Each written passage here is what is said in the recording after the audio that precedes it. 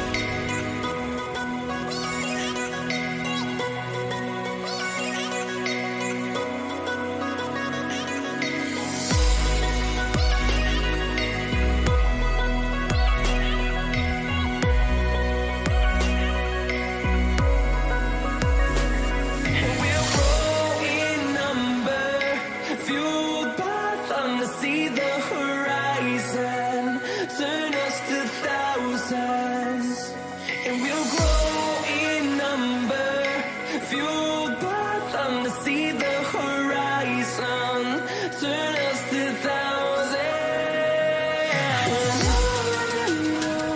we'll go, through the wastelands, through the highways, till my shadow turns to sun rays. And we'll go, through the wastelands, through the highways, and on we'll go.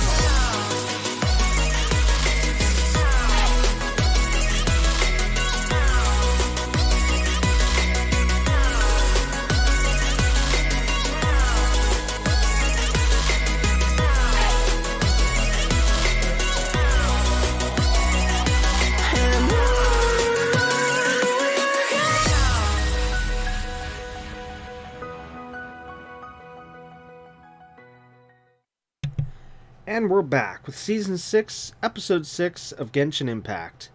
Anyways, let's get into the game, because so much to do, and so little time to do so.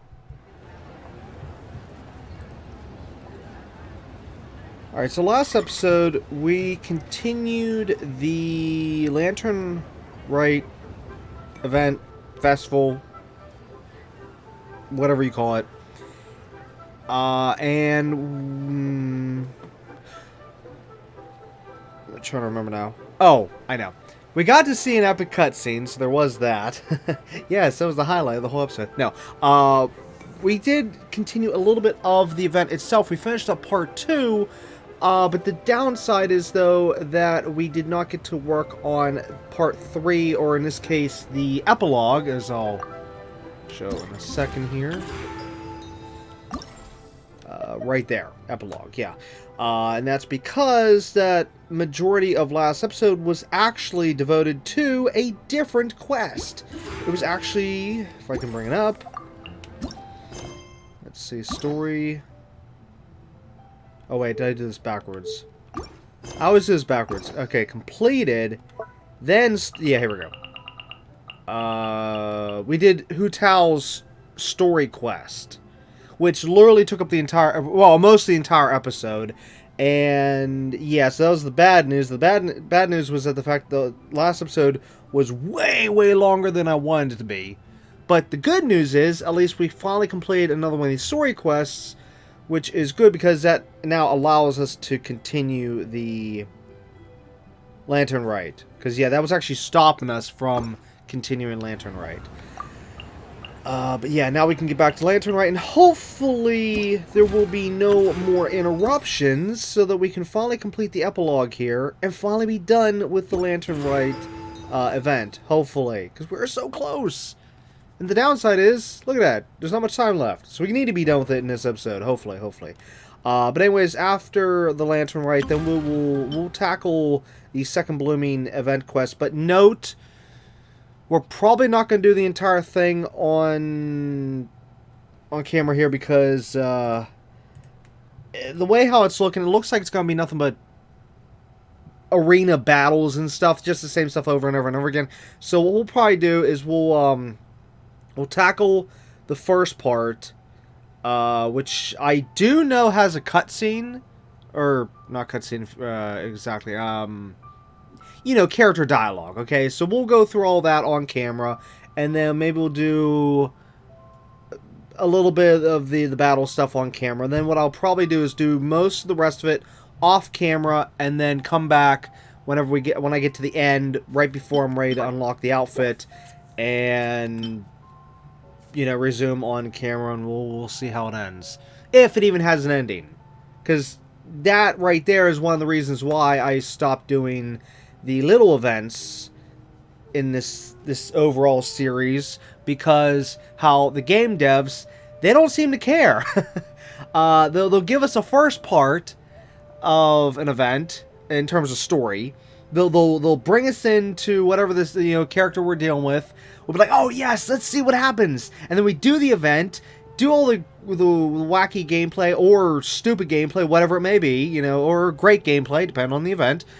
And then at the end, it's like, okay, where's the story? What happened? Huh? I thought we're supposed to care here. I mean, I try to care, but then devs, they don't care. It's like, oh, are you kidding me? So yeah, we'll have to just wait and see if this actually does have an ending to the story on this. But either way, I still have to do it because of the outfit. And like I said, we'll tackle at least the first part on camera, so you can at least see the little story there.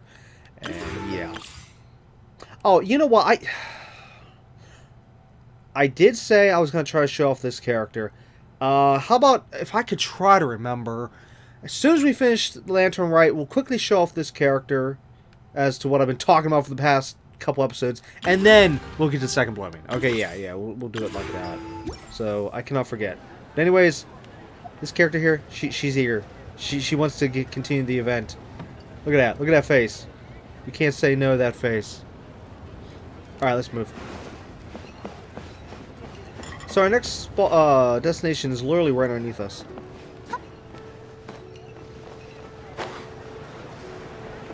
Look at that. Didn't even have to go far.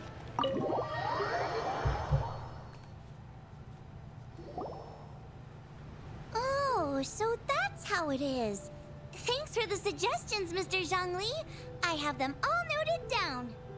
I've long heard that your knowledge encompasses all things old and new, Mr. Zhongli, but I never knew that you were well versed in the art of cooking, too. It is truly an honor to make your acquaintance. No need for formalities. I too feel humbled to be in the company of such talented young people. There are many things I could learn from you. Oh, you flatter us. If it's possible, may I trouble you to provide a few words of guidance for my practices in exorcism? Exorcism? I can't say I'm an expert in the field, but if you don't mind, we could start by discussing There's so many people here. All we knew was that Hu Tao invited Zhongli over. Paimon never thought we'd be meeting so many old friends.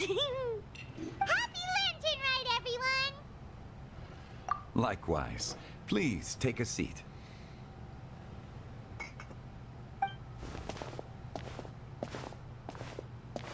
Happy Lantern Rite! Are you having fun?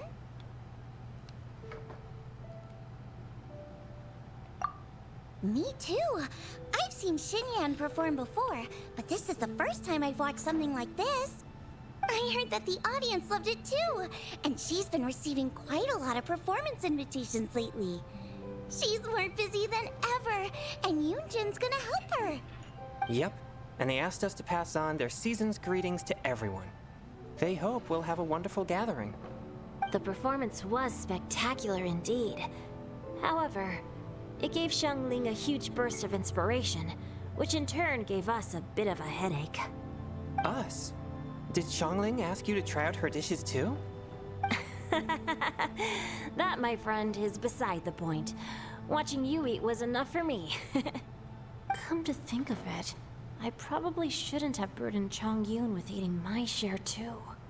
Hold on, Xiangling came up with a new recipe? Let Paimon try! See? Someone here knows how to encourage people. Thanks, Paimon. Oh, and I have to thank Mr. Zhongli, too. He gave me lots of useful pointers that really drove it home for me. Oh, so that's what you were talking about before we arrived. Yes. Since we'll be dining together, the topic of our conversation naturally revolved around cooking. Xiangling's ideas are truly unconventional. Her choices in both ingredients and spices are comparable to a melody dancing on the tongue. My suggestions were nothing more than the icing on the cake. Oh, the two of you always deliver. Now I'm getting embarrassed. Anyway, I'll get everyone to have a taste after I've adjusted the recipe based on Mr. Zhongli's advice. That sounds like it might become a little safer to eat. How about I sample the dishes next time? Speaking of eating, Paimon feels like we're missing someone. Oh, Huta was the one who invited us, but she's not here. And where's Guoba?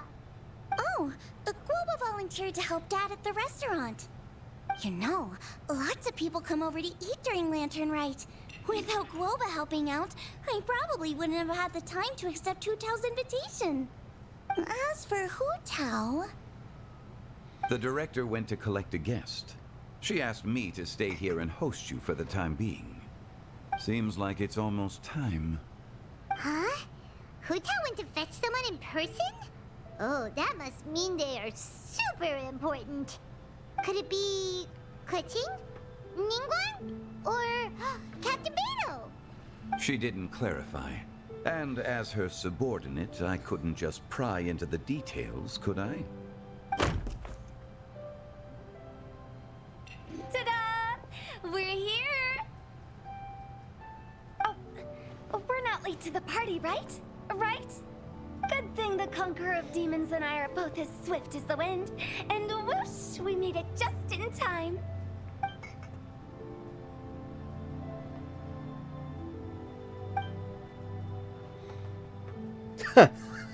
The look on the face.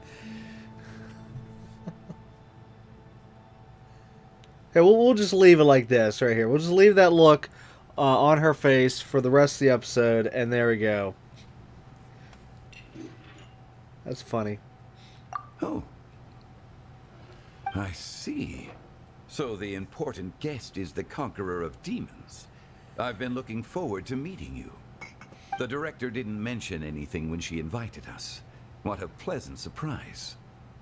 Gathered here with us tonight are not only young and accomplished individuals, but also the protector of Leo's peace, Adeptus Alatus. To convene here with all of you is indeed a great honor.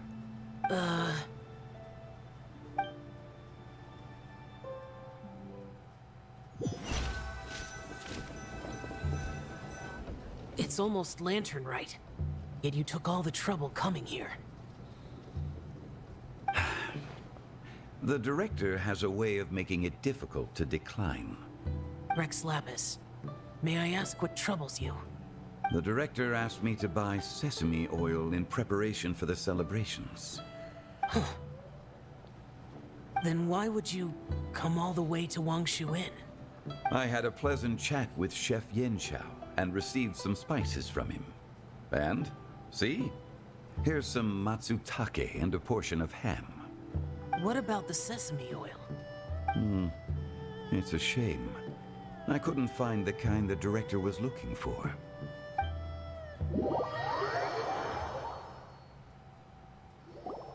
I'm sure you're exaggerating, Zhang... Sir. There he goes again. Enough with the pleasantries. Go let our guests take a seat. Everyone here today is well known in their own field and has probably heard about one another to some extent. Some of us are even old acquaintances, so there's no need to be this formal. Okay, quick little pause here. I'm a little confused. There must have been some story bit that we haven't done yet as to why I'm confused on this point. Confused on two different things. Number one, of course, the shocked look from the Traveler and everything. It's like, wait, why is everyone so shocked about the kid that came in? It's like, did I miss something here? So there's that, and then of course that little cutscene just happened. Well, I shouldn't say cutscene. I mean, it's all whatever. The past event. What the hey was all that about? Now I'm really thrown for a loop here. I just that. Yeah, I don't know if there's something we missed or if it's maybe going to come up. I'm hoping it's going to come up. If it doesn't come up story-wise here real soon, then yeah, I don't know what happened here. Anyways, let's move on. I heard that the Conqueror of Demons and the Traveler are pretty close, no? Huh. I like how the game says we're old friends. No, we're not. Great. You two sit together. You should take a seat too, Director. Oh, finally remembered me? When we arrived just now, the host at Shinue Kiosk told me our dishes are almost ready. Perfect timing. Let's not wait any longer and ask them to bring out the food.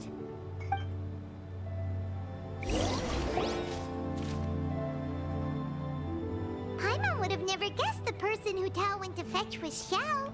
Oh, wait a minute. It just dawned on me. Wait. Was Zhongli, was he referring to the thing that he said? Now I don't remember what he said was specifically he didn't get. Was that by a chance what we had to do when we started this event? Because I do remember we had to get bamboo shoots for him. I wonder if that had something to do with that little cutscene.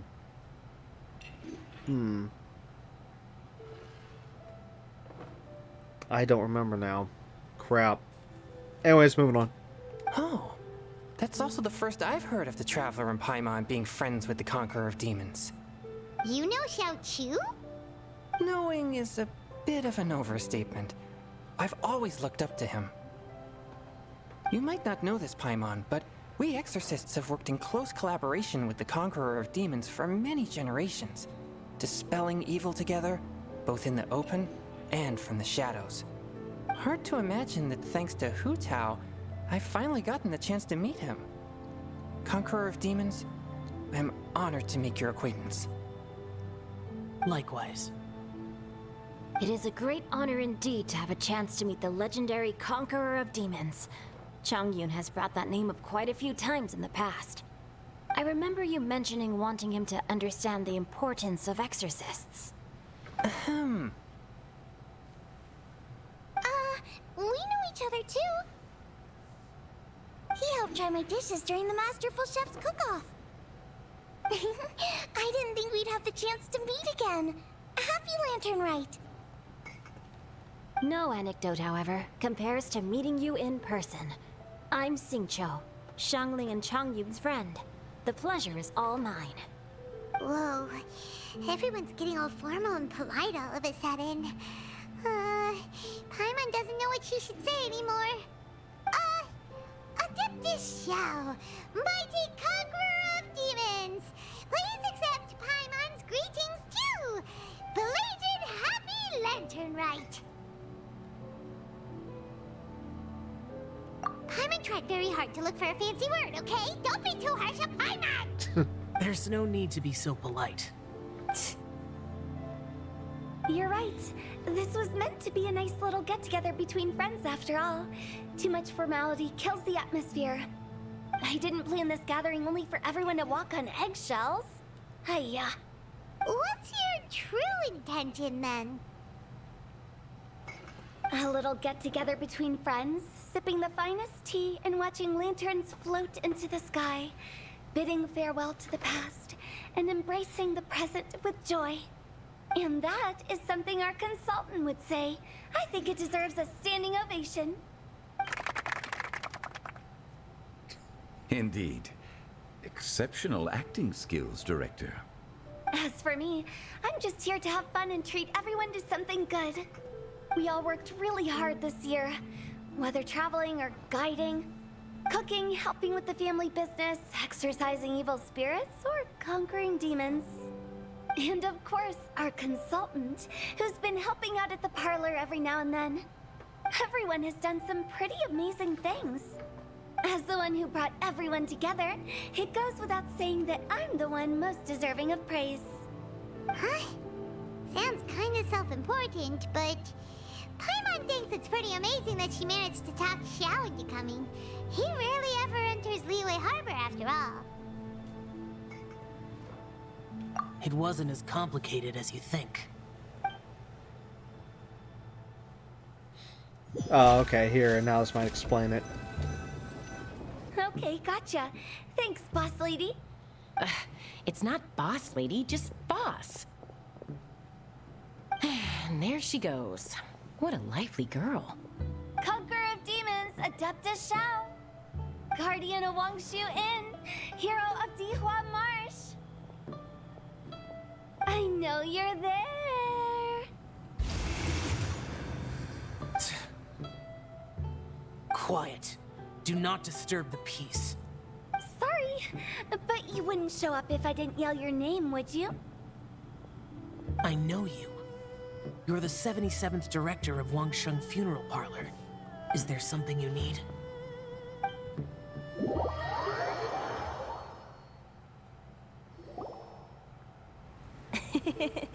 That does sound like one of Hu Tao's antics. Did the Conqueror of Demons agree to come so that Hu Tao would stop pestering him? There might be other reasons. Smart guess. Huh? There's more to it? It gets pretty boring from here on. I talked about the funeral parlor's past relationships with the Guardian Yakshas. You know, just to be sociable. In the time of the Archon War, disputes were frequent, and disaster overtook the land. Humans couldn't escape from the torment of the plague, nor could they escape death. The Adepti vanquished the demons, the Millelith fought valiantly, and Wangsheng Funeral Parlor was responsible for purifying the diseased and sending off the spirits of the dead.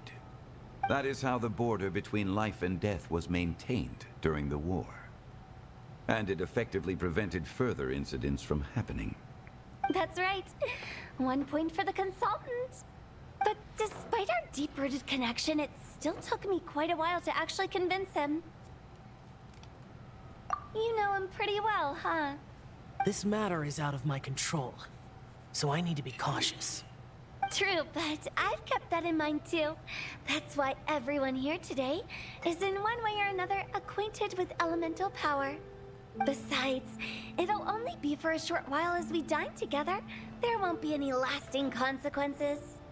But I didn't expect there to be so many people. There's no need to worry, Conqueror of Demons. We're not feeling anything unusual so far. Our young exorcist over here is protected by his pure yang energy, so he's probably the most resilient. That's not the same. And did you just toss your carrots into my bowl? Hey, don't look away. Huh? What? I'm siding with Chongyun. I saw that too. You're lucky Guoba isn't here today. He hates seeing people being picky with their food. If he'd seen that, he'd definitely make you eat all your carrots. Huh? Guoba would do that? Is he that uncompromising? But now that I think of it, Xiangling told me that Guoba used to be the stove god. It sounds like you've heard the rumors. Alright, something... I'm definitely out of the loop here. I hate to say it, but they've completely lost me with what they were talking about a minute ago with the... What was it? Spirit energy? Yeah, oh god, this makes me really wish we would have played through these individual character stories by now, because I am completely lost. Hopefully I'm not the only one. And as for this, well, okay, so the only thing I'm gathering so far is that the cutscenes we saw before about the two characters, or well, actually three, at the other place, the tree location, and as for why everyone's here, has to do with whatever they just said about that spirit energy, whatever. Something has to do with this kid, essentially, is what we're getting at. But see, this is how lost I am. This is how lost I am right now on this. Either way, only thing I'm gathering is the fact that at least the good news is I am starting to see that it's all connected, but I still don't... I personally cannot see what they're talking about. I know this sucks. This really, really sucks. Which is weird though, because this is a separate event. Normally, these separate events are not too heavy on the character stories. Like, you know, you could miss the character stories and still be able to fully follow along and yada yada yada, which I've been able to do throughout, you know, this whole time, until this point here where we're at right now, where I don't know what they're talking about with this energy bit and why they're saying like everyone seems to be safe for now. I mean, what? Is this kid radioactive or something? No, I'm joking with that line, but still, seriously though, like, does he have some kind of a spirit energy going off that he can't be near these people or something? I don't know. It's driving me insane right now because I'm like the only one here who's completely confused right now. But yeah.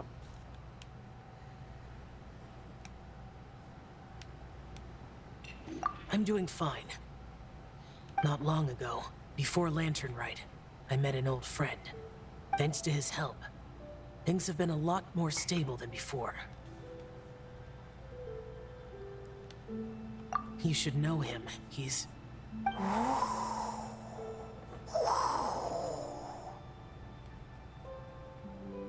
That wasn't the wind. That was somebody making that sound. Seeds of story, brought by the wind. And cultivated by time. Did Paimon just unconsciously complete that saying? That voice.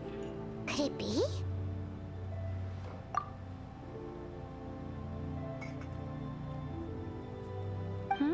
If I'm not mistaken, there's someone knocking at the door. I didn't hear Don't it. just sit there, Zhongli. Go welcome our guest in. No such need. I'm coming in. Bennett? That's got to be Bennett. You Oh, it's Venti! Hello, I'm an idiot. hello. No matter if we've met before or not, this moment marks a brand new encounter. Old friends and new. Happy Lantern Rite. I am such an idiot. Why couldn't I tell his voice? The worst part is I even just did a massive story quest with this kid, and no, that'll be in a later episode. That's already recorded. Wow, I don't know why I could not tell his voice. I need my hearing checked. Definitely need my hearing checked. Yeah, for some reason I was thinking Bennett. Why was... I'm gonna have to check the names of the voice actors, see if that's the same voice actor. I don't think it is, but I'll have to just double check that later on. Can't remember, I cannot forget. I gotta check that. All right, anyways, moving on. Oh, it's the tone deaf bard. Oh, he seems to carry a valiant breeze wherever he goes. It looks like we're gonna be friends. Okay, one more interruption here. Also, I should have known because the whole wind joke. Yeah, this is how I'm sorry. It's just the whole thing has got me lost right now, and I can't even concentrate properly. I'm sorry. Moving on. Fate has brought us together, so come on, take a seat and be my guest. Help yourself. Oh, I'll ask them for another set of cutlery. Oh, don't bring the drinks, otherwise he will never leave. This young lady here is as bright as a fresh bouquet of flowers in the morning's rising sun. She no doubt is the one with the most authority here. Whoa, these dishes look amazing. Is it really okay for me to join in? All right, I'm digging in. Huh, it's you. Oh, isn't this Genu? Genu?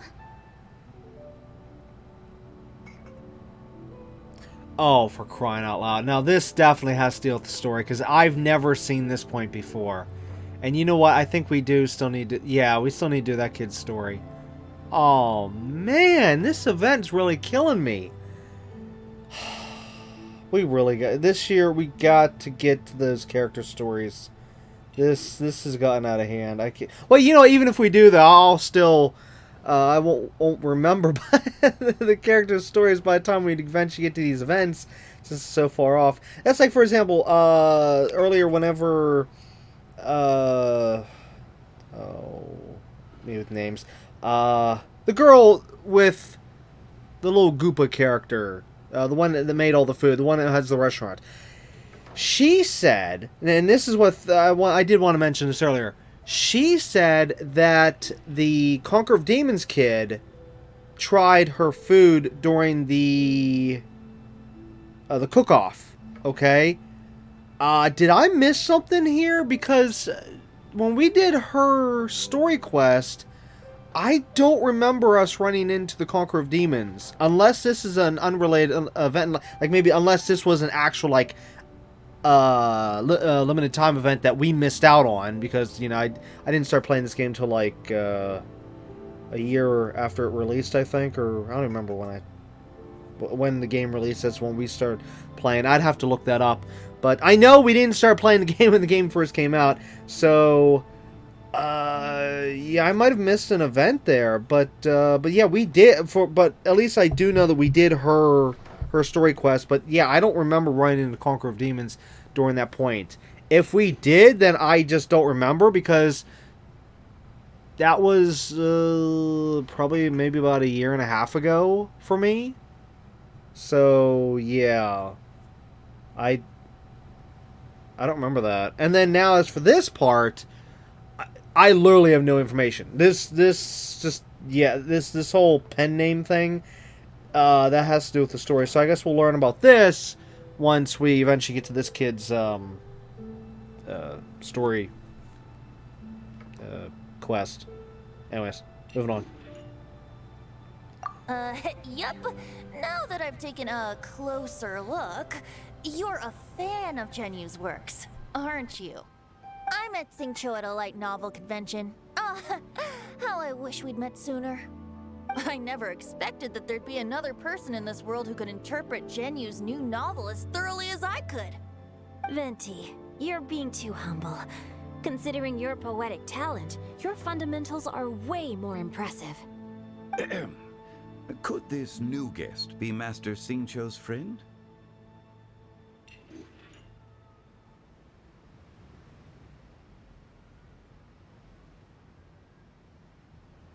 Yeah! Xiao, you remember me too, right? We had a chat not long ago. Yes. Monsters become more active than usual as we get closer to Lantern Rite. I was patrolling Dihua Marsh a few days ago, when I happened to run into this... You've already forgotten? I'm a bard. remember? And bards go around singing wherever they like. Oh, right. And this bard was performing in Dihua Marsh. It was a moving melody, and it made me feel relaxed and at ease. I couldn't help but stay and listen. Thank you for your patronage. I understand now, too. I'm Zhongli, currently working at the Wangsheng Funeral Parlor. It's a pleasure to meet you, new friend. Alright, another pause. This little moment right here with these two together in the same room and finally meeting, I'm actually ticked off this is just in this separate Lantern Rite event and not part of the main game story, because this right here is a very, very, very unique, amazing moment here where two what do you want to call them? Gods, I guess. We'll say gods for right now. I can't remember their official titles. The fact that they're actually meeting right now after all this time, that's just like almost unheard of anymore. Of course, other than how supposedly the different gods knew each other, kind of, during the war. Which actually, you know, we need a prequel game or a massive like story quest or something, maybe, but before this game's done, where it takes us back in time. I'm not saying maybe, I'm not necessarily saying like a time portal. I'm saying like, well, I mean that'd be cool though. You know, if we could use a time portal, go back in time and see the whole thing happen. But no, like maybe like a flashback, thing. Maybe, you know, before this game's ever finished story-wise, maybe towards the end they'll have like a massive flashback story where we'll get to actually play as the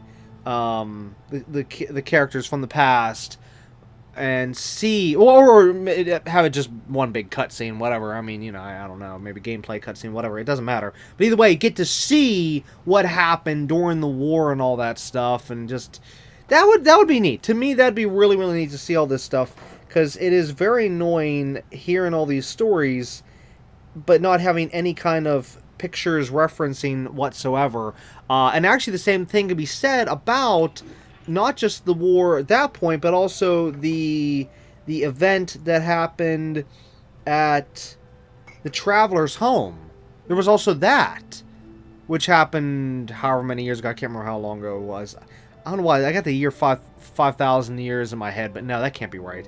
Anyways, whatever it was, I would also like for us to go back in time and see that as well, and see what happened, because we did see a super brief image of a during a cutscene. I think it was back when we first started this game, because I have this fiery picture in my head. I know you can just probably easily find on the internet.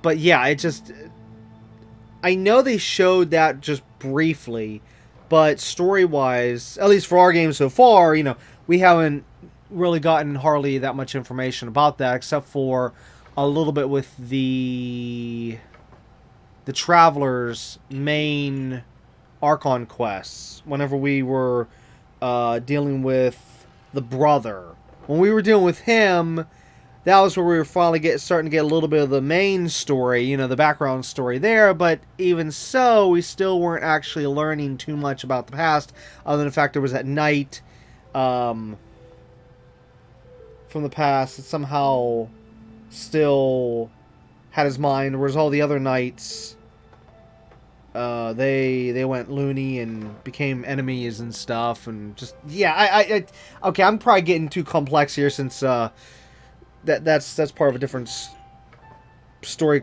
quest of the game. Alright, I need to get back to this point here. But anyways, with these two characters though, Zhongli and however you say his name, and Venti, again, back to what I started saying, this is just really neat seeing these two together.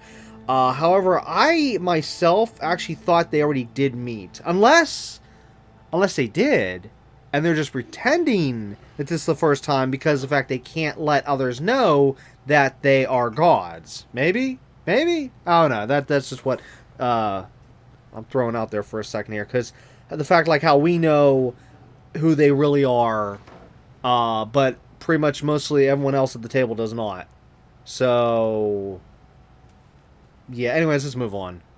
And I'm his boss. Oh, and if there's anything unsatisfactory, let me know anytime.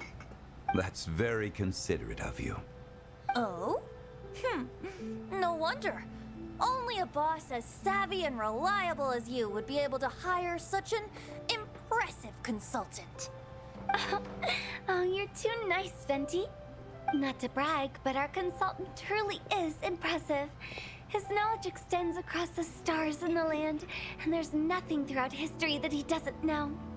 From the sophisticated way he speaks, it's hard not to suspect that he could very well be an adeptus in disguise.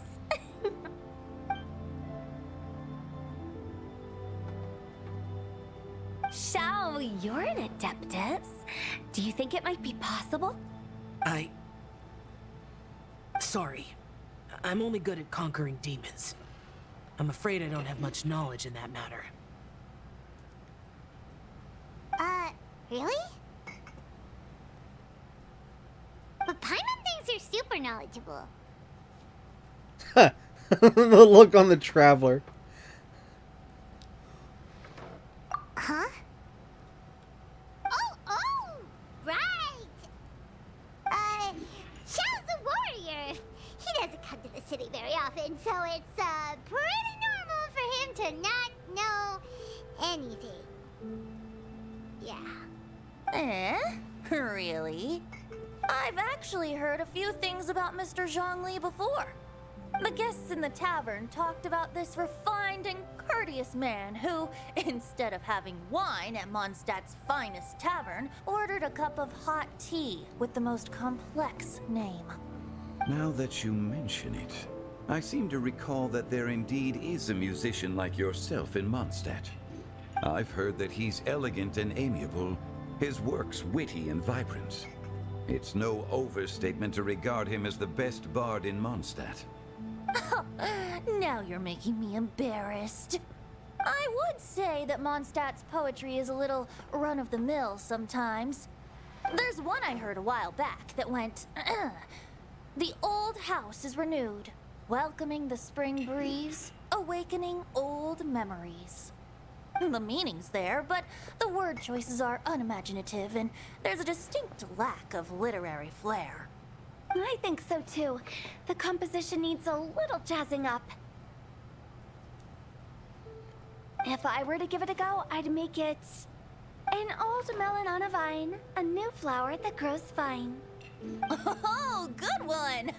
It feels unique and has a nice ring to it. You have great taste, Venti. I was afraid about you. Let's shake hands. Of course, of course. Hey, Shincho! Mind lending me a few books when we get back? Pick out some well-written ones. I don't know if it's my own lack of literary knowledge, but I couldn't tell the difference between those two. I don't think it's your fault. Chongyun's right. It's not our fault.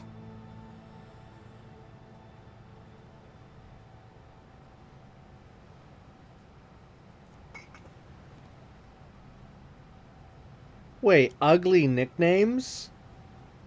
What? But Tone Deaf Bard, that's fine for Venti. As for Hu Tao, wait.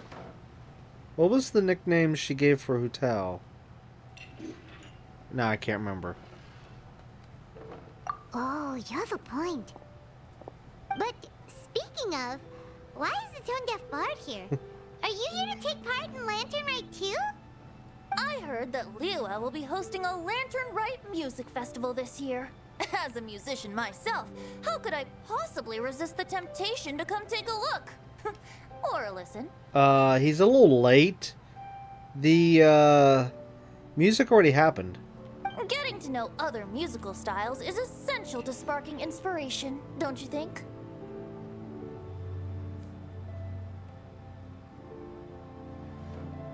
Traveler brought up a good point. Yeah, that wasn't planned ahead of time. So how did Venti know? As for the Fontaine friend who hosted the festival, I saw him near Stone Gate the other day. The Iridescence tour has finally been held successfully for once, so I had to congratulate him. Oh, maybe that's where he found out.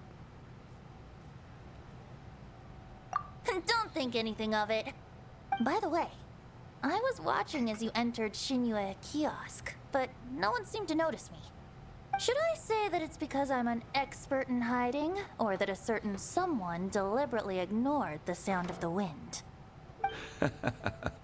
Whenever Lantern Rite comes around, Liyue Harbor becomes bustling with activity. People are all busy watching the lanterns and strolling around the shops, and they might just go travel somewhere on a whim. It is rather difficult to predict another's whereabouts. The festival is in full swing and proceeding smoothly, and we're all gathered here with friends, new and old. This is no doubt a wonderful occasion worth celebrating. To come together with all of you at the beginning of the year, one can't help but be filled with joy. In a moment like this, I propose we raise a glass together. In my case, tea in lieu of wine.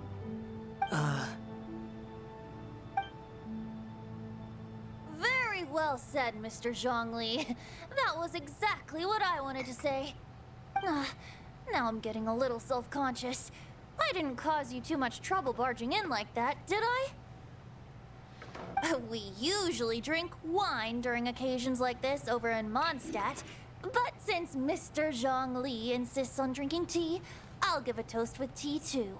Everyone, thanks for the treat. Oh, good. He'll be drinking tea this time.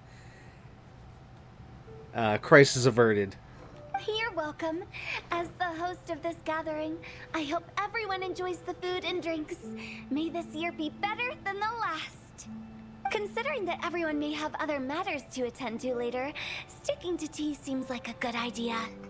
All of a sudden, they started proposing toasts. Should we? What's with the urgency?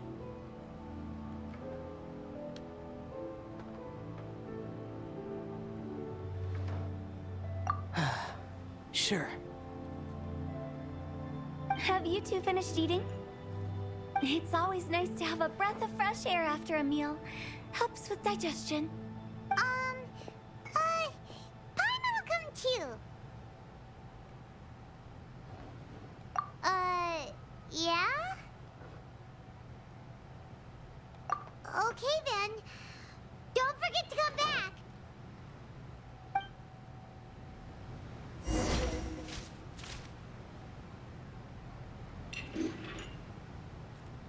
Yep, I'm lost.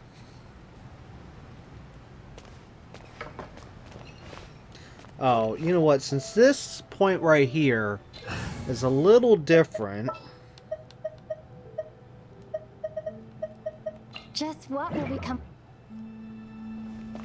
Yeah. About you and Venti.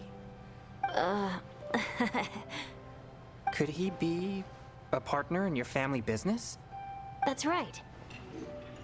You know how my family is. A lot of business secrets can't just be divulged at the dinner table. Ah, just as I thought.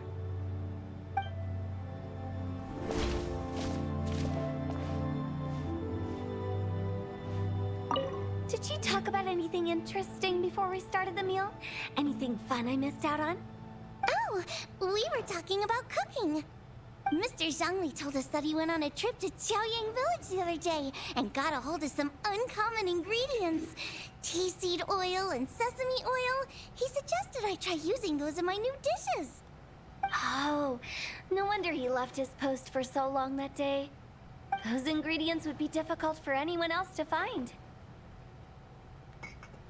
I guess I'll need his help next time as well.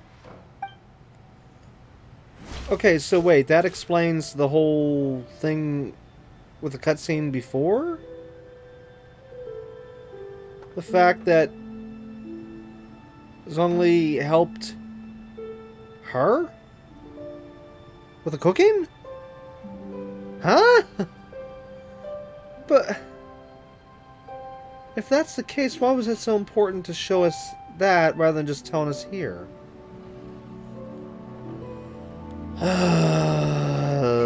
They've lost me. It seems like our new friend is an expert in wine. I deserve no such praise. I only drink for fun.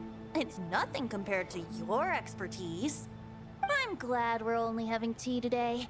What if I got drunk and said something nonsensical? I'd surely become an object of ridicule to someone I've just met. No such thing. I wouldn't dare disrespect the director's guest. It drives me insane. We'll probably never get to have these two characters added to the roster. Friends list, as I like to call it, for our, you know, out of all the characters we have. Yeah, I've tried to get these two characters. Maybe, hopefully, someday in the future.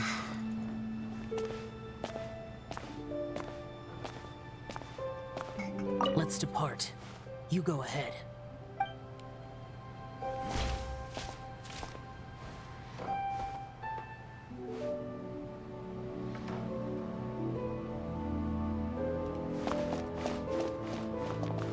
You're not allowed to leave Paimon here alone.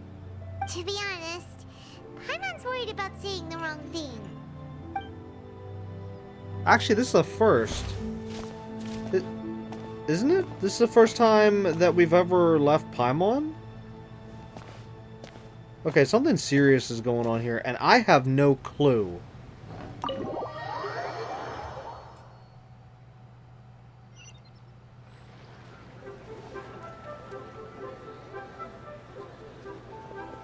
Are you all right?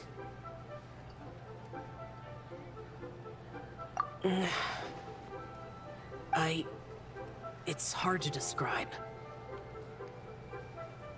It's not that.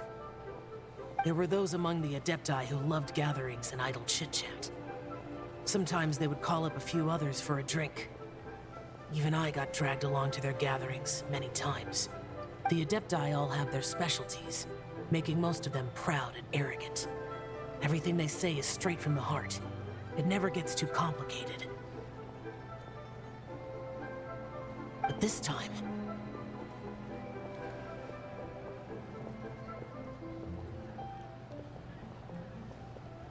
That's not what I meant. Or perhaps I should say Rex Lapis is really good at adapting to human life. You could say that he actually enjoys doing so. Okay, good. So he knows about them. Alright, so I wasn't sure. But, yeah. As for the other two, though, yeah, they should know each other. Venti and... yeah. And that's something I might never be able to do.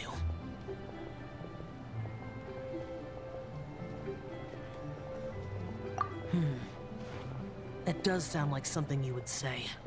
No matter. I know my circumstances. Whenever I think of the ordinary conversations I've had with you, it feels strangely novel. Yes. The parlor director went out of her way with the invitation, so it was difficult to turn her down. I had made mental preparations before agreeing to come. She told me that all the guests today would be acquainted with elemental power, and I knew that you would be here.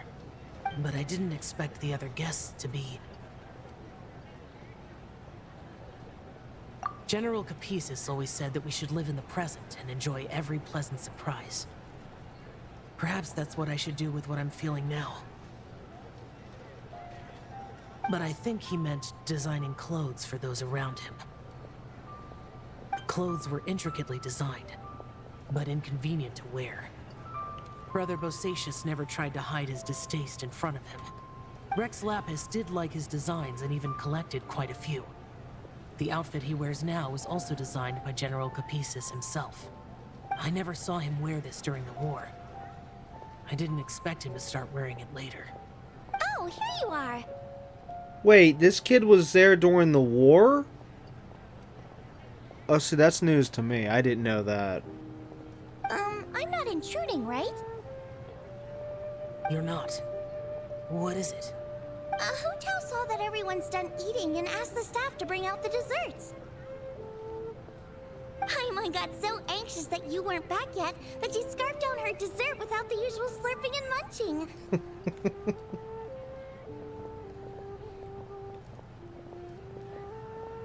And to be honest, I was kind of worried too.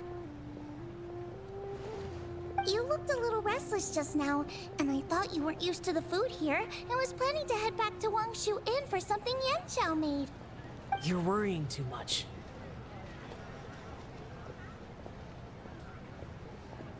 Why would I?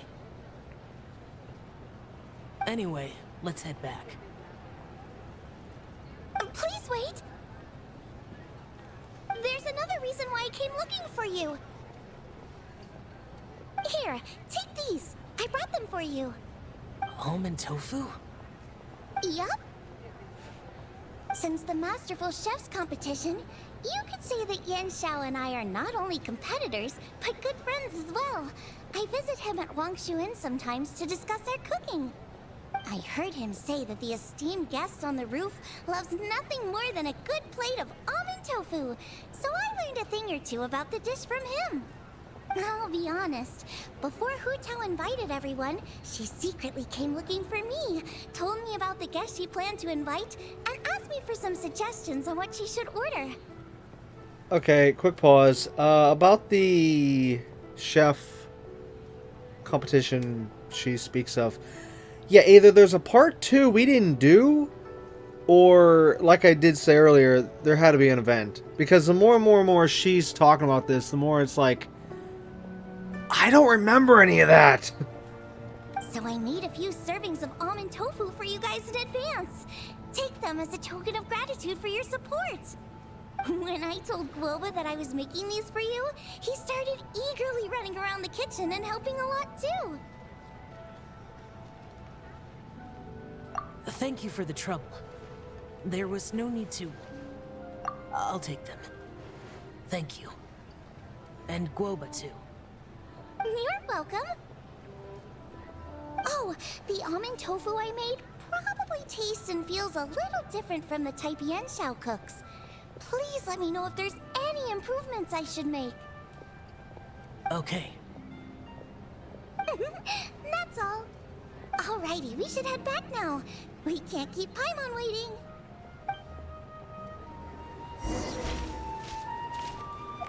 Oh good, finally a spot I can check this.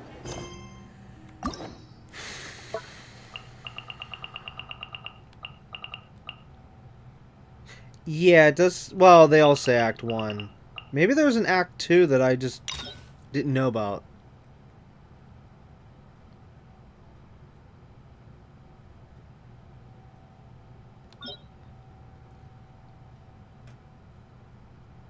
I'm trying to see if I spot this kid's name. If I don't, then it definitely proves that he wasn't there in what we did. And it means that there is either a part 2, Act 2 we didn't do, or an event that we missed. Whoa, what the heck? Didn't want to move there.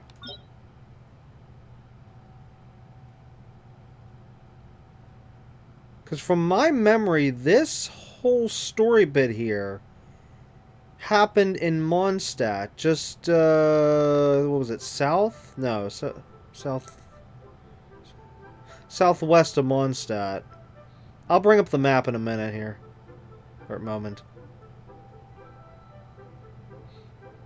Yeah, I don't see his name. Basically, the event that we did took place...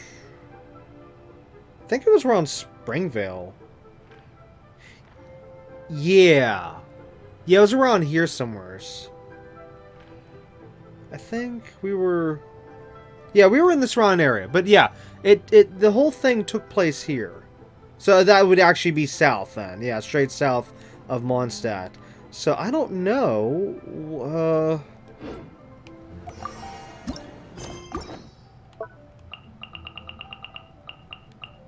Alright, give me one quick second. Normally I pause and I'll look this up, but I'll do this really quick. Okay, so Google and then Genshin Impact. True. Okay, I'm typing in the name of the thing here. Chapter, Act.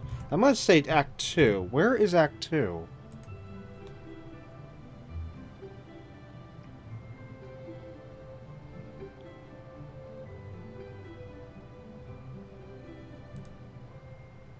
I'm not seeing anything. Let's try the Genshin Impact wiki.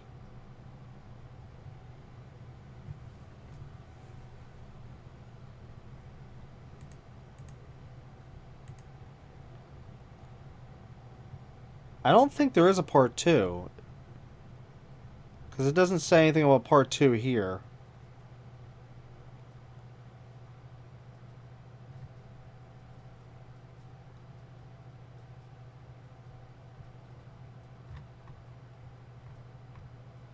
It just says Act 1 and...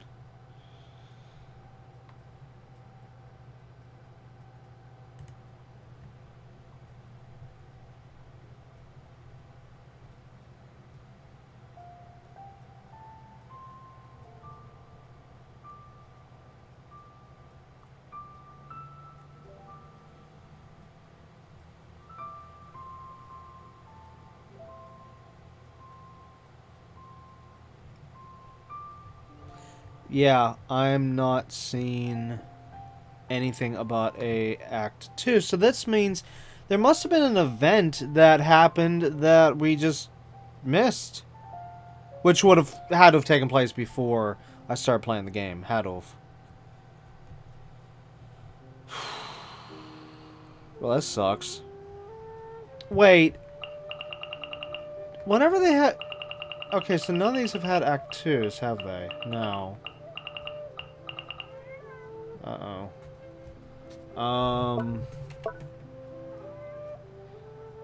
Let's go back to this screen and then that.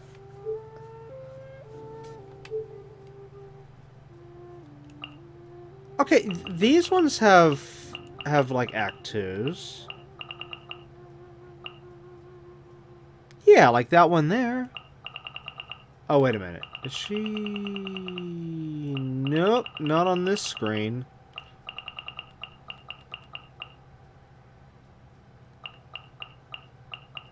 Maybe during his story quest it happens, maybe? Is she here? No, she's not even here either.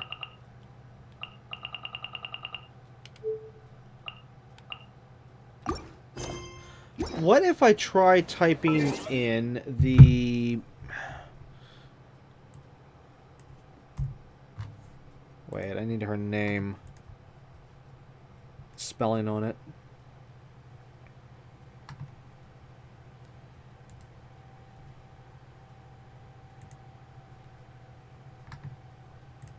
Well, that took forever.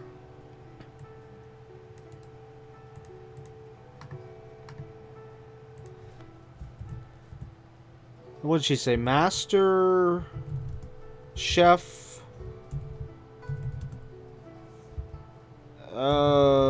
Quest. I'll type in Master Chef Quest. See what I can find here.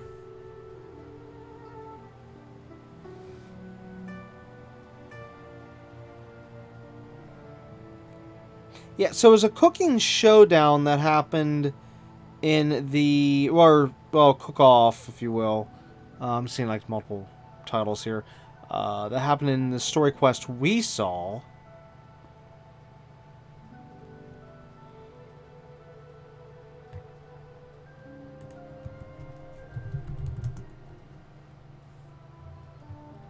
What is that one character's name?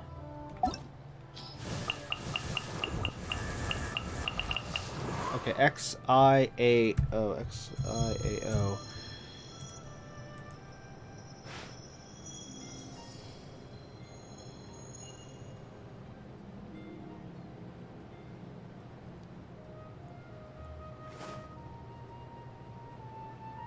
Okay, this did happen at some point. I'm seeing some videos here where it says this kid here gives the girl... Well, like I see one video says gives the girl cooking advice. And I see another video here says calling this kid here to help the girl. So... Where the hey was this at? The cutscene shows... Wait, that looks like Inazuma. Why does it look like Inazuma? Oh no, that's right. That's Lilu. Okay, no, that's Lilu. What? Wait, why did that one scene look like Inazuma? There's like a boat in the background in one scene. Looks like... Oh, wait, no, that's off the one dock. Okay, never mind. Yeah, I don't remember this at all.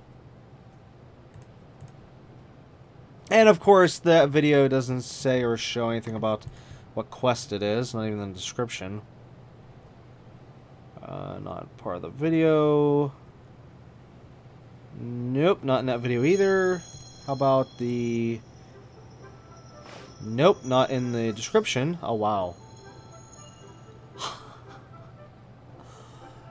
I don't know where this is at. I literally have no idea where this is at, but it's somewhere. It's somewhere in the game.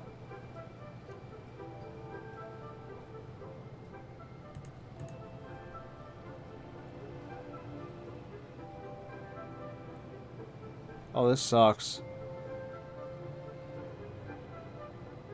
The only thing I can think of is... Well, no, I don't even know what to think of anymore. I don't know what to think of.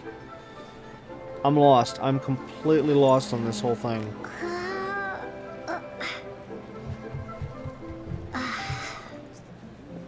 Now, you know what, though? Uh-oh. Oh, no. I'm just double checking right now. I think this was an event. Because I'm seeing the two videos I spotted here that I did briefly skim through real quick. They're both uploaded literally like a day apart, and they're from two different YouTubers. To me, that tells me it was an event. You know, one of those limited time events. Because the first one here says October 1st of 2021. The second video says October 2nd of 2021. Yeah. That means it had to have been a, one of the limited time events. Oh, for crying out loud. Well, I guess that answers that. Because, I mean, come on. The timing on that... Because both videos were almost the same. And they were just a day apart. They were almost the same in time length. They were saying about this exact same thing. I labeled off the titles a little bit ago. Yeah. So we can't see this thing that happened. That's just great. See, that's why I don't agree with these limited time stuff with a story-based game. Now, if because I explained this in a past season that the events, gameplay-wise, you know, having a limited time, that's one thing, okay? Even though I'm still against limited time in general, okay? No matter what we're talking about, I'm against all timers in general. But if you're gonna have a limited time event, just doing gameplay is one thing. But whenever you're putting the story in there, kind of like as I was just even explaining a little bit ago in this episode between Venti and is it Zhongli or Zhongli? However you say it. The two gods, how they're meeting here. It's like, if you miss this event, if you're not playing the game right now, if you can't play the game right now, if you haven't started playing the game right now, whatever the case may be, you miss out on this event, like, what the hey? I'm sorry, but this is not how you run a story. You don't put limited time story pieces in there. Gameplay, fine. People can miss out on, like, some battles and stuff against monsters you keep fighting every day in this game. You know, that's one thing. That's fine. But story stuff like this, no, that's not fine. To force people to miss out on the stuff. It's stupid. I can't even put a word. Well, let's just say it this way: I can't put a proper, clean word for what I really want to say regarding this whole mess that they keep including these story bits locked behind limited time stuff, and then you miss it, or even you play it, but then say a couple years later, it's like, oh well, I don't remember it, and I can't go back. You see what I'm saying? This is why. Just yes, I'm very, very ticked at this. Let's just continue.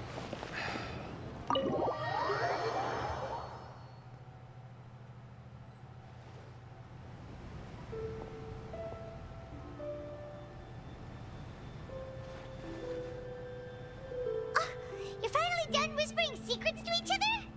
So much for promising Paimon you'll be back soon.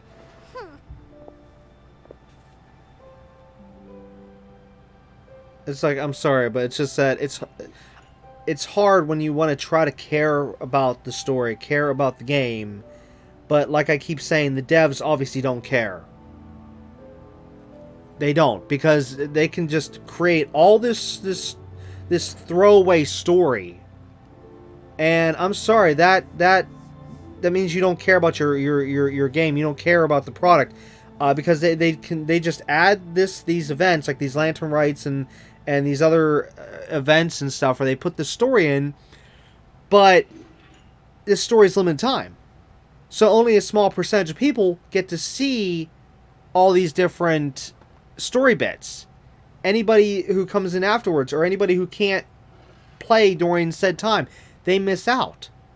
And right there, that tells me the devs don't care, because it's throwaway, meaning that literally once that event's done, they take that event, they take that code, they take that footage, they take the everything, and just throw it in the trash, as in nobody can ever touch it ever again.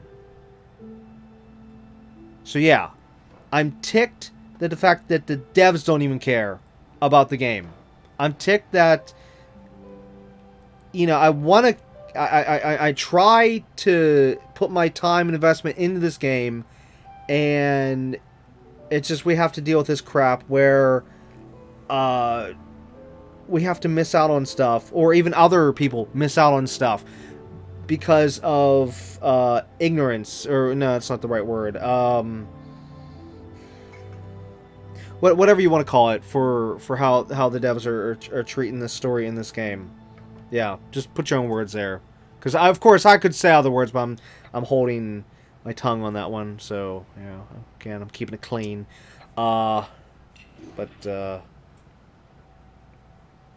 Yeah, this is why it's so important as to why I do try to record all this stuff, to be another person out there that tries to preserve this stuff. You know. Anyways, back to the story. How could you say that to Paimon? In that case, besides having no sense of time, Paimon will let you know what having no sense of fullness looks like. Your dessert is all Paimon's. Sorry to keep everyone waiting. No worries, we're all just chatting here. There's no serious business to take care of. Whether we're chatting outside or inside, it's all the same. Paimon's too busy eating to talk to you. But even though we're all well acquainted by now, I think this festive gathering deserves something ceremonious. Oh? Is this some local custom? Nope. This is something I made up so that good luck will be on our side, that's all. Spontaneity is the best choice to make here. Let's use this incense burner on the table. It's been lit for so long now that the incense is running out. I'll leave refilling and lighting the incense to the most distinguished guest among us all. Lighting the incense will signify continuous growth and prosperity in all our endeavors in the new year. I see. Perfect symbolism, as expected of Hu Tao. And speaking of the most distinguished guest here today, I'm sure we all agree that it's Mr. Zhongli. I'm not very familiar with the details of his past deeds, but chatting with him has been a real eye-opener, even for a bard who has traveled all across the world. If knowledge were a form of power, one could even say that you're a wielder of unlimited strength. But when it comes to having a way with words, the notable bard is certainly one cut above the rest. I just happen to have a good memory. It is such an unexceptional skill, yet you made it sound like an unparalleled talent. I am truly impressed. Since we all get to nominate someone...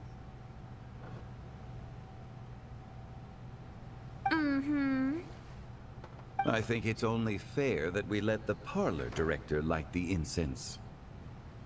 Huh? That won't do. Don't flatter me just because I'm your boss. We are looking for the most distinguished guest here. As the host, I shouldn't be involved in this discussion at all. Now that we've enjoyed this table full of delicacies, how about we let our one and only chef here do the honors? Is this really the way this works? I didn't cook any of these dishes. It's not a big deal. Just look at her. Xiangling, the disciple of an adeptus, the stove god's best companion, the winner of the Masterful Chef's competition. The only heir of the famous One Mean restaurant. A good old friend of mine. There's no better choice. Why does Paimon feel like we're back at square one again? Please stop! You're making me embarrassed. If we're looking for a distinguished guest, surely the second son of the Feiyun Commerce Guild counts. It's one of the largest commerce guilds in Liyue Harbor. Huh?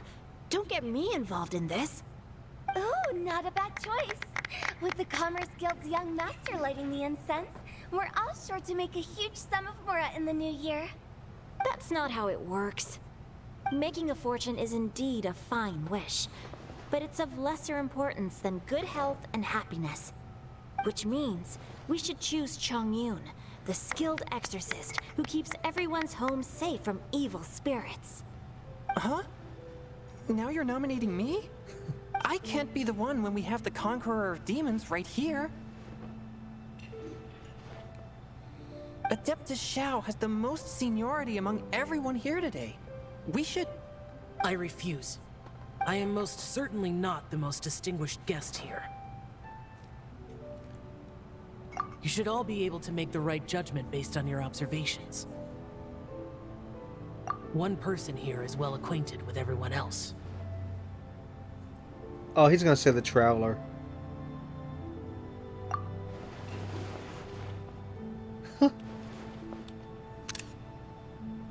Oh, that's right! Even though you're always mocking Paimon, you're still pretty popular with other people. No, wait! Paimon said she wouldn't talk to you again. Ooh.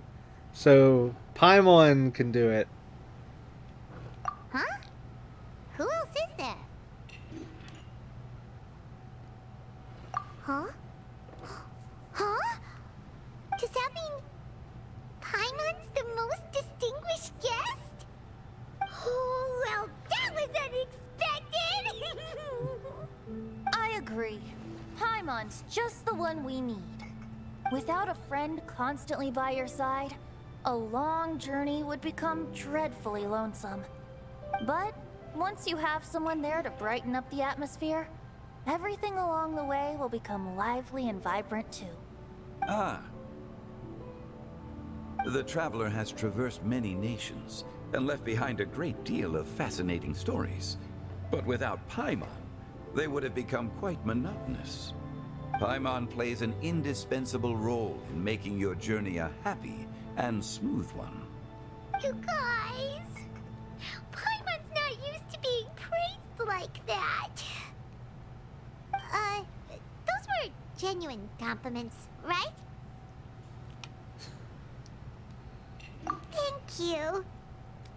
You made Paimon wait for a long time, but Paimon's not mad anymore.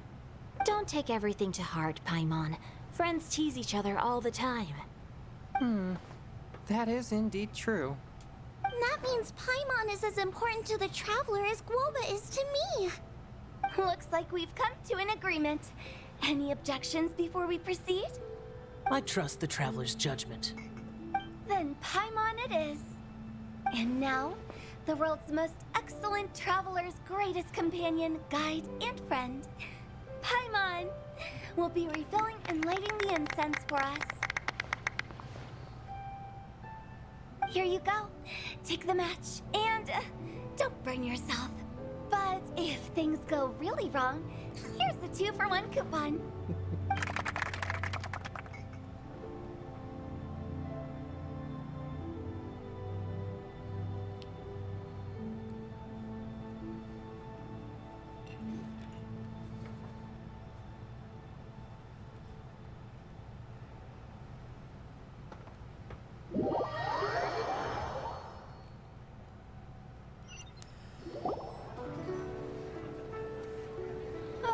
It's getting late.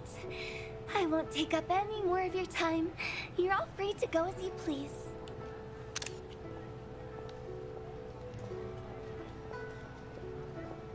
Yep, the tea was amazing too. You don't have to go all polite on me. Just remember to come when I invite you next time. Let's see. It's dark out, so I'm going to accompany Xiangling, Xingqiu, and Changyun back home. As for the rest of the guests, I'll leave them to our consultant. No need. I'm headed towards the harbor to meet a friend on the ship. There's no need to trouble one such as Mr. Zhongli. I think you know the place I'm talking about. Come meet me anytime. It was great getting to know you all. Let's meet again when the spring breeze begins to blow. Bye. Oh, we should write poetry together sometime. We'll catch you all later then. Don't forget to return to the parlor later. There's something I need you to do. Understood. See you later. Well then. Rex Lapis. Just Zhongli will do. I live as a mortal in Liyue Harbor now. I am just one among many who begin work at sunrise and retire to rest at sundown. If we were to consider status and seniority as Zhongli, I should be respectfully referring to you as Adeptus Shao. Heaven forbid. Not you too. I meant what I said. I heard that during the Lantern-Rite Music Festival, you conferred with Streetward Rambler and Cloud Retainer. I take it as you've gained a lot more knowledge about the past? The same truth will sound different coming from different people. As more bear witness to a story, feelings and interpretations expand in variety too. I once had a pleasant chat about the past and present with a Sumeru scholar named Soraya, and learned a few things about her research topic. From the evidence she found and the conclusion she made, her area of research is already very close to the truth. But there are multiple sides to humans and gods alike. In the legends recorded by humans, some gods were depicted as arrogant and condescending, while others were kind and capable. But whether to me, Streetward Rambler, Cloud Retainer, or younger adepti such as Shao and Ganyu, those adepti and gods that may seem extraordinary to humans are something more akin to close companions. This was as true back then as it is right now. Just how Shao may seem unapproachable to most, but the Traveler has proved otherwise. So there's no need to dwell too much on certain things. Zhongli, what you're saying is... It looks like you understood what I meant. Ah. The director asked me to accompany you on your return, but I don't think you'll need my protection. I'll be taking a walk around and admiring the night scenery. After that, it'll be time for me to go back and meet up with the director. Goodbye for now. Bye, Zhongli. Everyone's gone now. Paimon always feels a little empty inside when a lively celebration ends. But at least you always stay by Paimon's side. No. Paimon got it mixed up. Paimon, the best and most distinguished travel guide, will always stay by your side, traveler.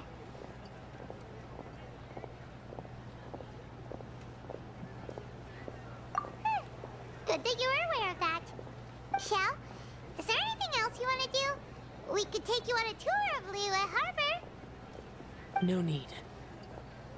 I've stayed here for much longer than I had expected. The city lights are a fine sight, but it's time for me to leave. The events of today occurred so abruptly. I appreciate your kindness. Okay. I'll see you next time then.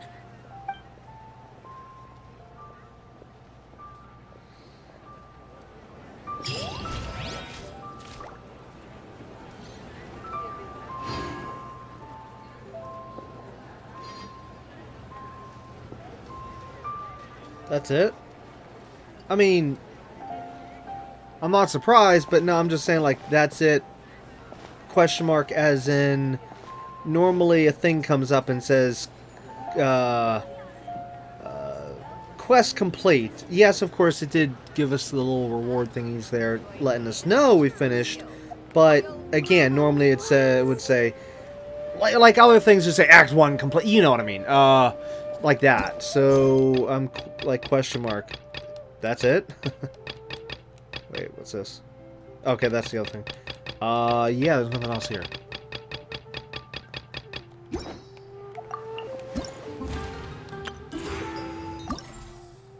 I guess we're done. Yeah, they all say complete. All that's complete. Just double checking. Complete. Complete. Complete. And complete. Alright, well, there we go. The Lantern Festival, Lantern Rite, is officially fully done for this year.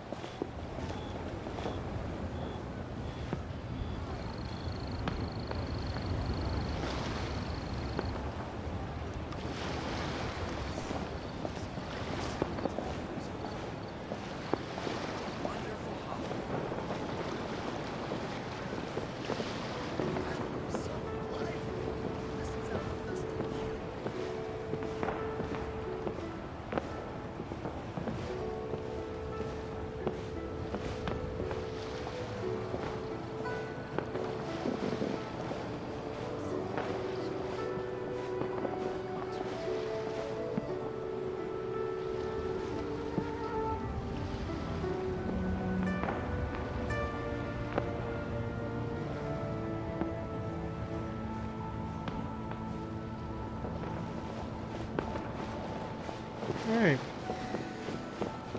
Anyways, okay, what's time? Alright, let's do this real quick, because I did promise, well, semi-promise this originally, that I said I would show off this character real quick.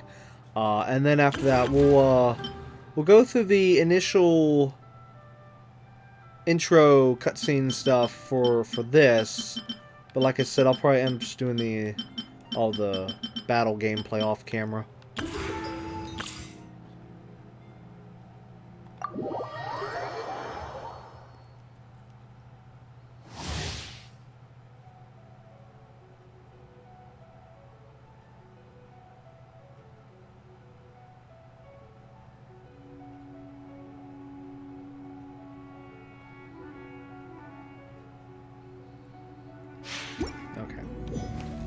Anyways, that's for what the character looks like. Oh, so that's cute with the keychain. Whatever. Neat little animation there.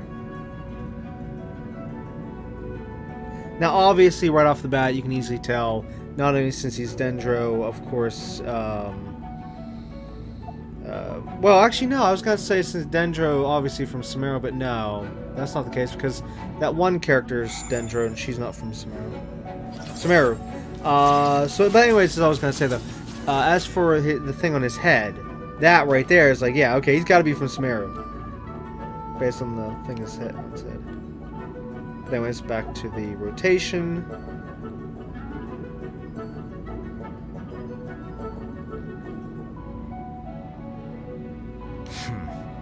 There have been many poorly written applications lately. I guess I'll just have to reject them all.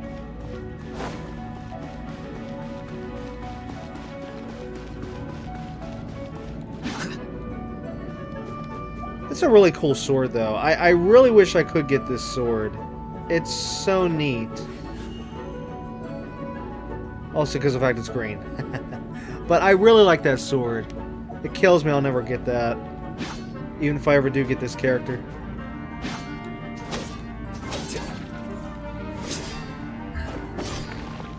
Anyways, his attack animations are really, really neat.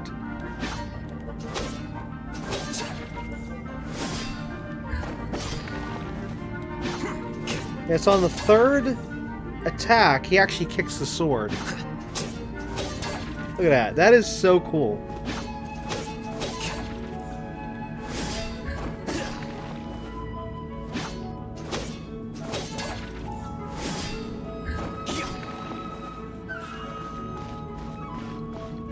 As for the R2, the special, you can do it in two different ways. You can perform the teleport, which is like the teleport girl we have.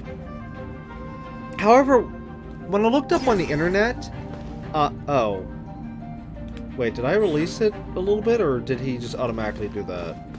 I don't know. When I looked up on the internet, I read somewheres where, and I don't know if this is true or not, where his range is a little bit shorter than the other character in terms of the teleport, but I don't know. I don't know if there's any truth to that or not.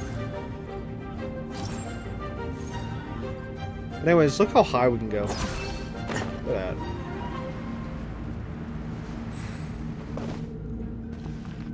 The only downside is the cooldown timer. I do not like how long it is, because with the teleport girl, it's way shorter. Whereas him, it's like, what, 17 seconds, I think it was?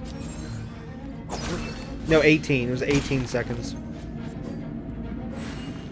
But anyways, yeah, there's the teleport of the special, and then give it a second. If you just tap the button, does that. So, like, no aiming, just instant, right to it. Anyways, as for the holding down the attack button, he uses both swords. Again, really cool.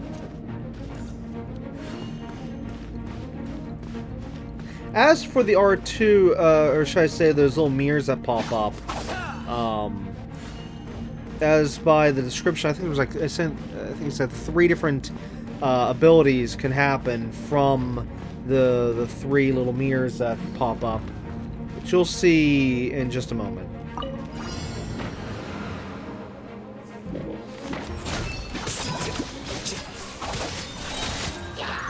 Okay, so that was one of the abilities.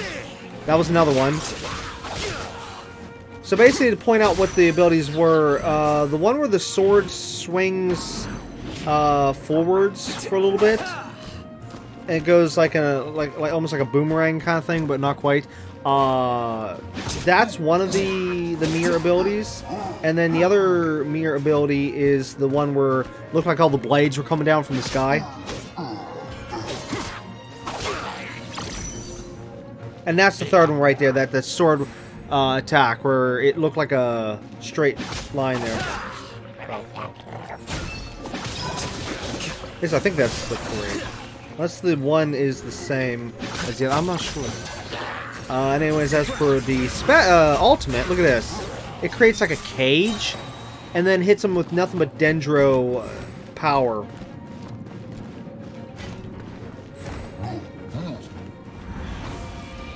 Here, I'll do it with the...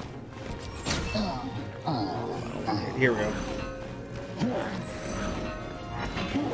Process of elimination. Look at that.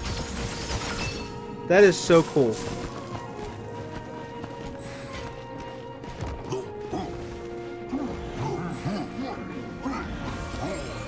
Here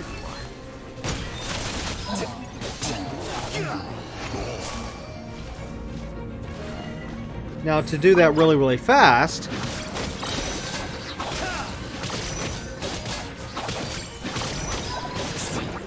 Whoops.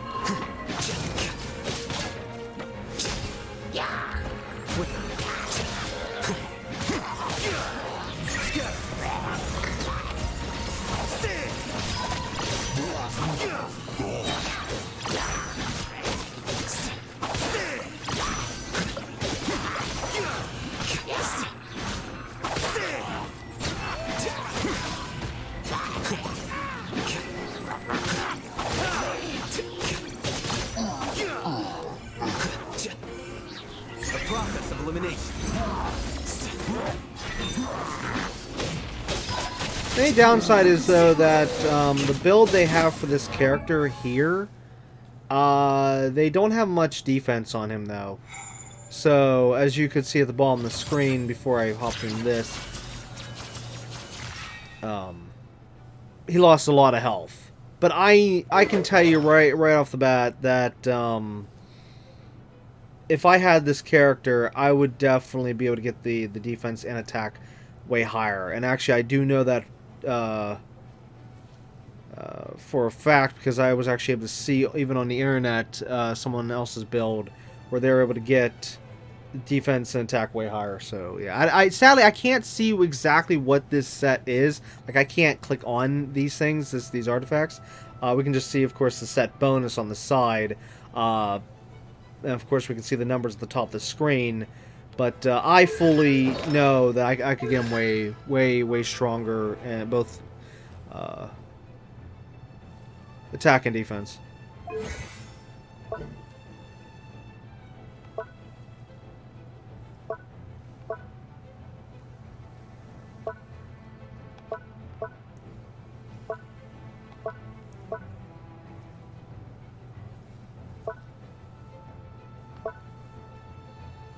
But yeah, this is the character that I've been, like, talking about all these episodes, that I've been struggling with if I should try to put the last of my wishes down for him, or if I should just save what wishes I have left, which actually right now I think I have 10 wishes left. I should save for Yelan. Wait. Or Yelan. Huh? No.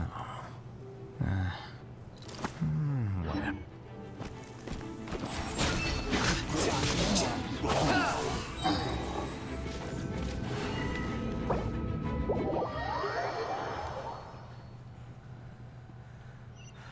And like I said before, that I'm more, you know, I play the game more damage focused in terms of, like, whatever. You know, each character needs to stand on its own. You know, as I explained in, what was it, last episode, episode 4.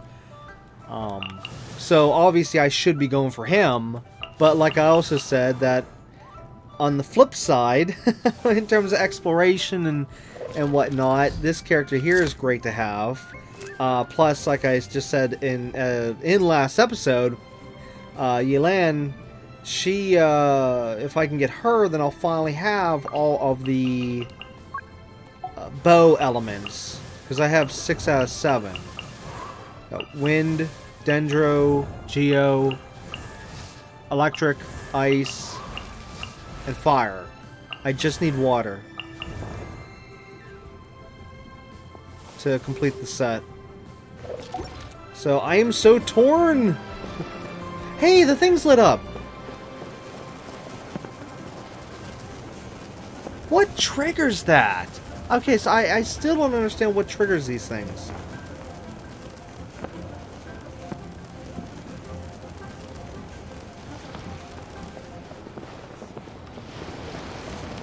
That drives me insane.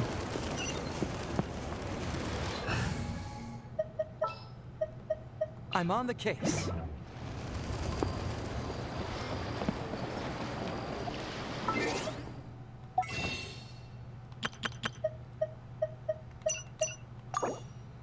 But yeah, like I'm showing right here. Yeah, so I have about 10 wishes I could do, and I am so close to a guaranteed 5-star. But again, there's not even a guarantee that I'd even get him, even if I did try to pull for him.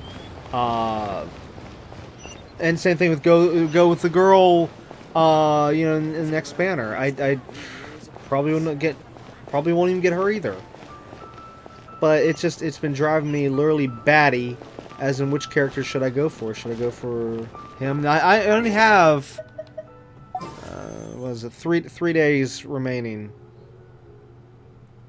And trust me, it's been dry. I'm going insane. Okay, bottom line. I don't know what to do. It's weird though. I mean, I haven't had this happen before where I've been so like 50-50. I mean, there's other times where yeah, I tried to go for a certain character, but then thought, okay, well, no, I'll just go for the next character, blah, blah, blah, blah. But this one... Where am I going here? That way. This one has literally had me spending so much time, like, looking up on the internet, just trying to find any little detail I can. I've watched footage on the characters. I've looked up forums. I've looked a lot into it, let's just say it this way, and I know I'm crazy if I'm going to be passing him up to go for the girl. I know. I'm out of my mind. Which is probably most likely what's going to happen.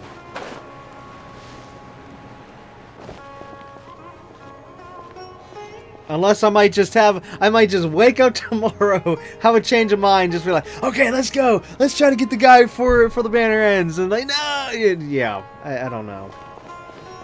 Because see, I don't see myself using Yelan really for combat, since you know that I am not really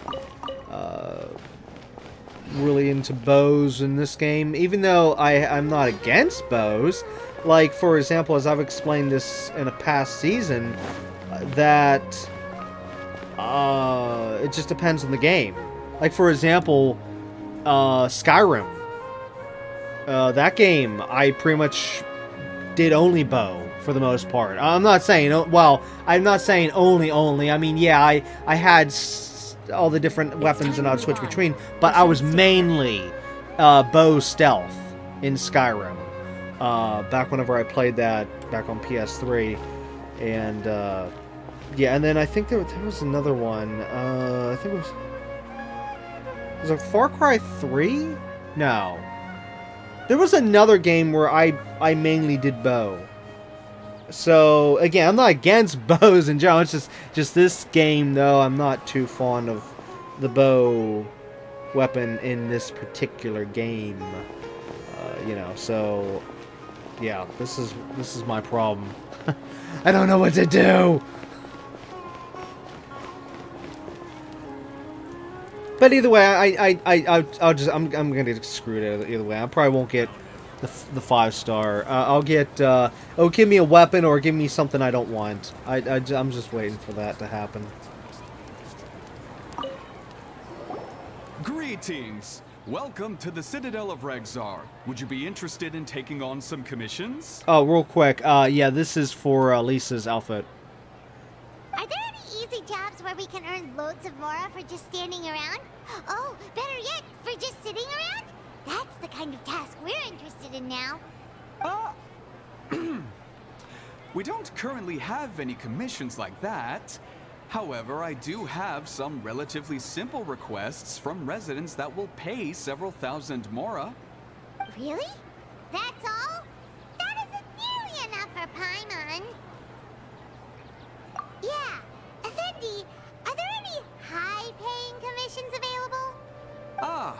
I see. Let me think. Spontamod recently initiated a research project on the ley lines and is looking for paid volunteers. There are several researchers in Spontamod who specialize in studying ley lines, so there is a great demand for ley lines data. Researchers often need to enter domains to investigate ley line disorders. They have been understaffed for some time, even after recruiting a good number of their own students. So, now they've turned to recruiting large numbers of volunteers. They offer substantial pay, but they also have strict requirements for the quality of the volunteers. Are you interested? Yes, let's walk through the recruitment process. First of all, are you proficient with one or more types of weapon? Okay, the music's getting really loud for this sequence. It's kind of weird.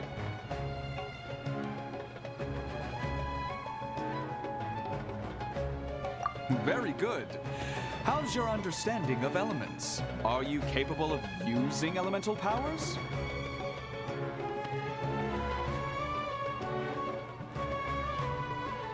All right, I'll put you down as the Traveler, right?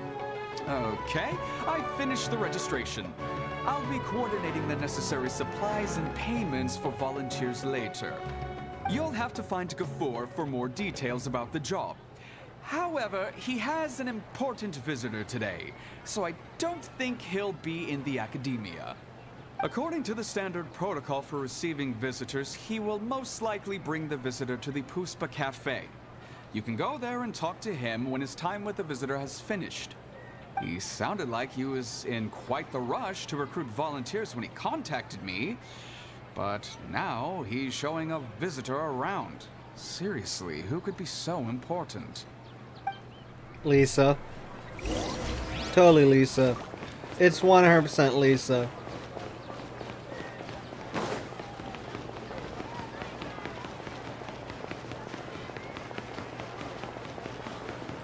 Whoa. Kind of spawned in late.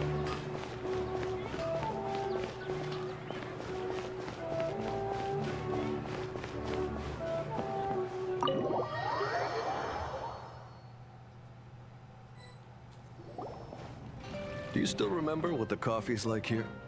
Of course. How could I forget? It used to be my go-to drink here. Listen, Gafoor.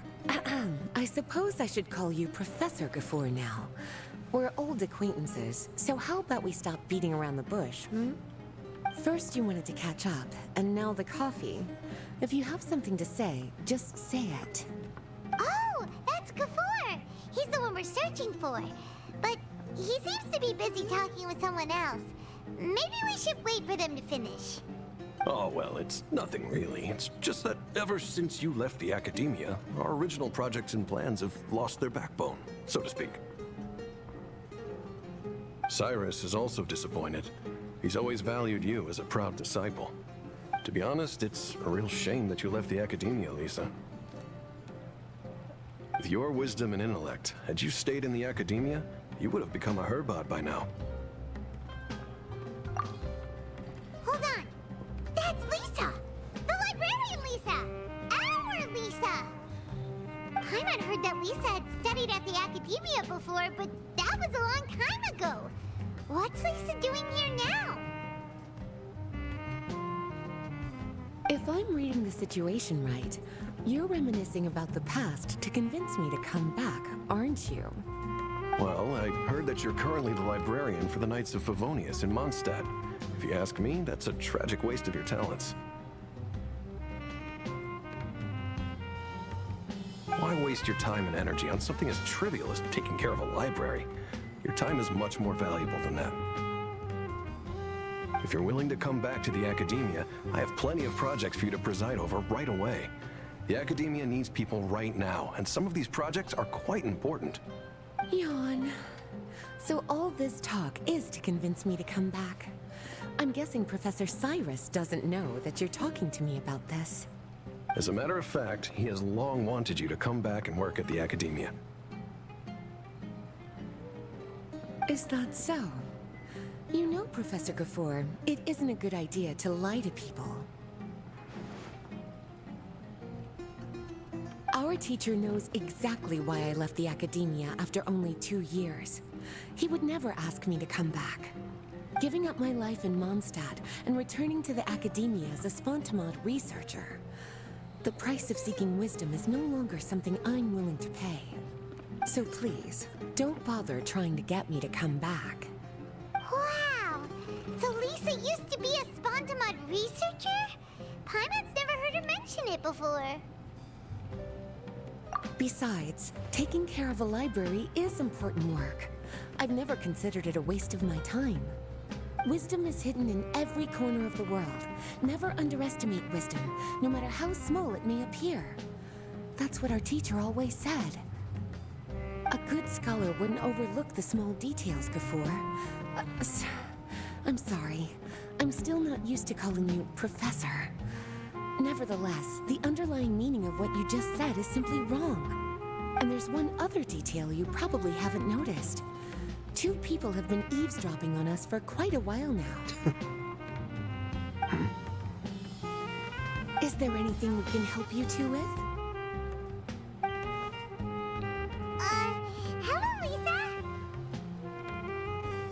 Well, if it isn't you two. Long time no see, cutie. Paimon. Excuse me, but what business do you two have here? Well, actually, we're here to participate in a research project on ley lines for Spontamod. We just finished registering with Effendi.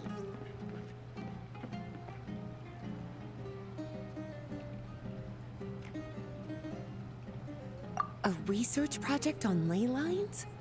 Oh, darling, you haven't joined the academia, have you? Alright, Effendi told us a research project is looking for paid volunteers. That's what we came to see Gafur about. Paid volunteers? Gafur, is the academia really that understaffed? Or are there projects that insist on the use of outsiders? No. The paid volunteers are for a conventional project to monitor the ley lines. All operations follow the prescribed safety protocols. We rely on a lot of manpower to collect the data. There's no way around it now. But if only you would agree to come back and preside over some matters, we wouldn't have to go through all this nonsense. If memory serves me right, collecting ley lines data requires investigators to go deep into domains, which can be dangerous. We've seen our fair share of combat since leaving Mondstadt. Exploring a domain is like a walk in the park to us. It's been so long now. I can only imagine what wonderful stories you have to share. So there's nothing to worry about. Since you two are here to apply for the project, then please wait a moment while I talk to Lisa. I'm sorry, Gafur. My answer is still no. Aren't you even a little bit interested? I have never regretted my decision to leave the academia. I don't think that will change in the future. I thought after all this time you would have a different answer. But you're still as obstinate as ever, Lisa.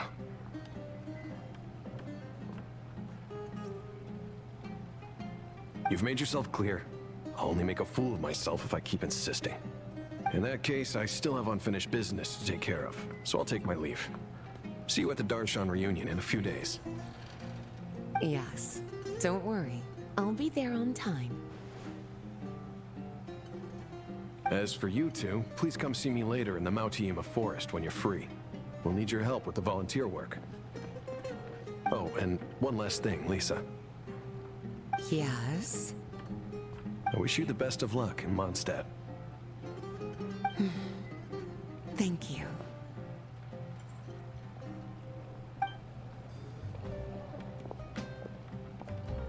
Well then, cuties. Now that the recruiter is gone, we can sit down and have a good chat.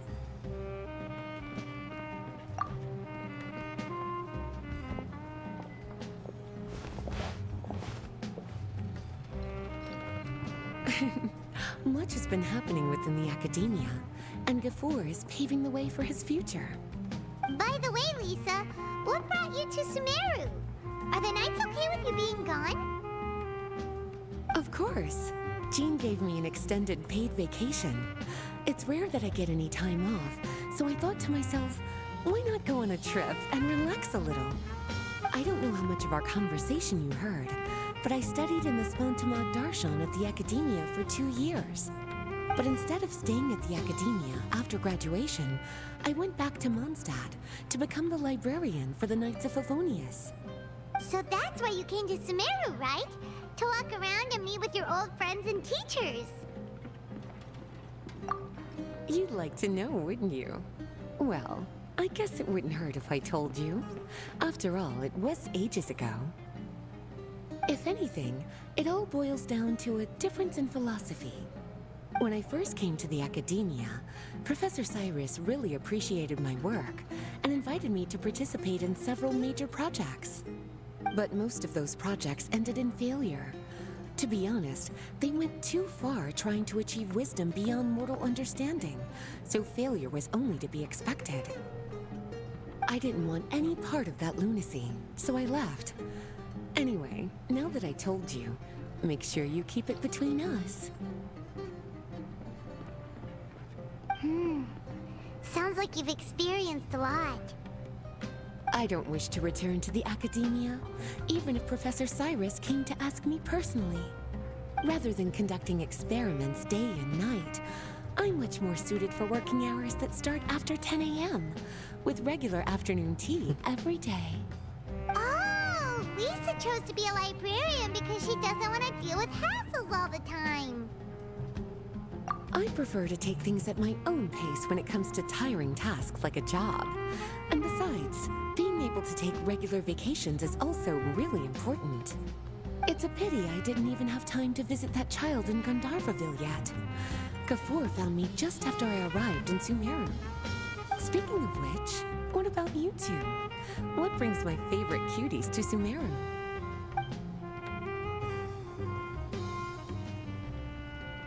I see. So you came to Sumeru in search of information on Lesser Lord Kusanali, the god of wisdom.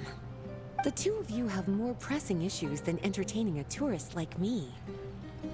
I wanted to walk around Sumeru with you, but now doesn't seem like the right time. What a pity. It's very rare for us to meet like this. Oh, then would you like to spend some time with me, darling? That would be wonderful. I plan to spend the next few days visiting around Sumeru City. At the end of my stay, I'll leave from Gandharvaville and return to Mondstadt via Liyue. Who knows? Perhaps we'll bump into each other again in Sumeru City or Gandharvaville. Come to think of it, there's something romantic about such a chance encounter like this. It's like icing on the cake for this little vacation of mine. If you see me around, be sure to come and say hello. Otherwise, I might start feeling lonely.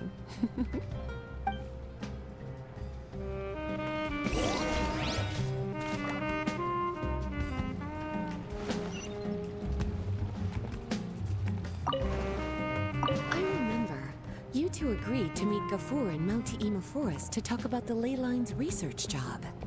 Feel free to leave if you want to go look for him. As for me, I think I'll spend a little more time at Puspa Cafe.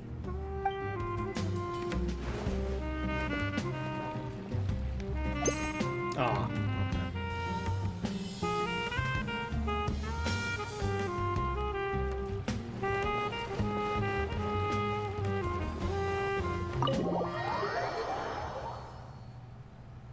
Okay, sadly we're seeing some of the stuff out of order since this is of course a limited time event.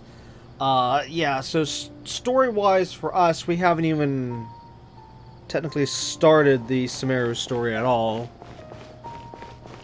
So as for whenever she said we're looking for such and such, it's like, yeah, we've not actually gotten that part yet.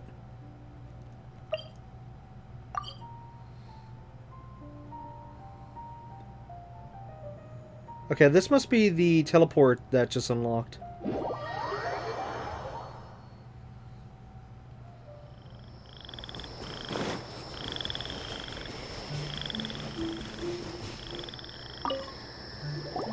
There you are.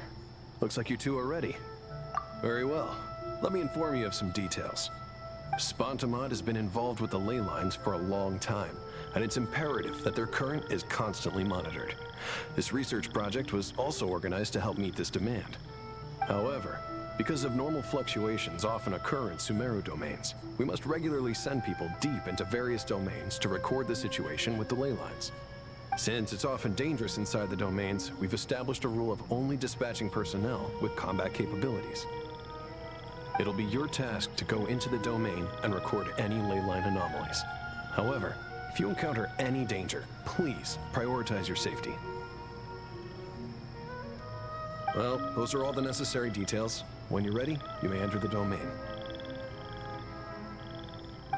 Okay, I'm assuming that concludes the entire story to this quest or event. I'm assuming. I don't know if there's gonna be anything at the end. Chances are no, like most other events.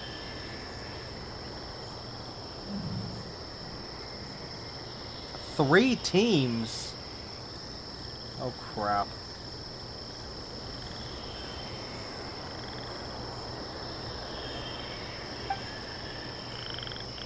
Oh, this is not good.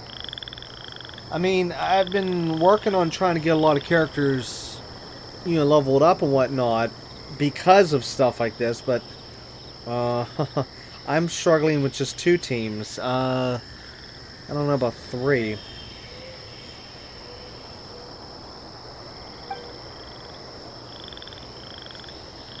Unless we can use characters from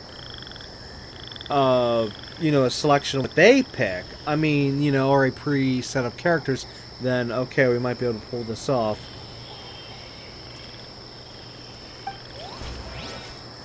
Onwards. We have work.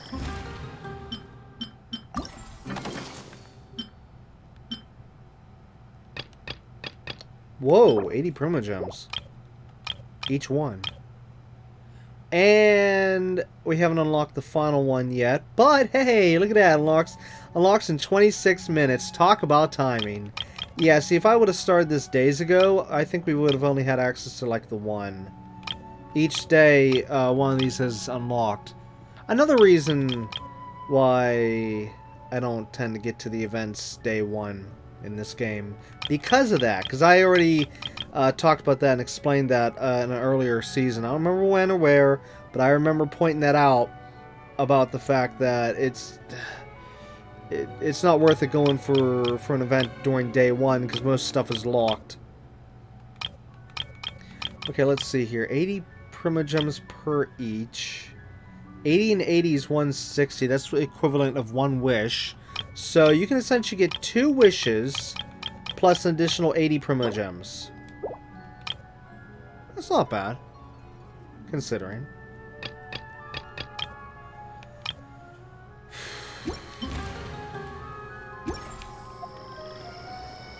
Now, of course, this character is going to probably get swapped out again. Oh, you're taking me. But just for a few feet, there's Lisa.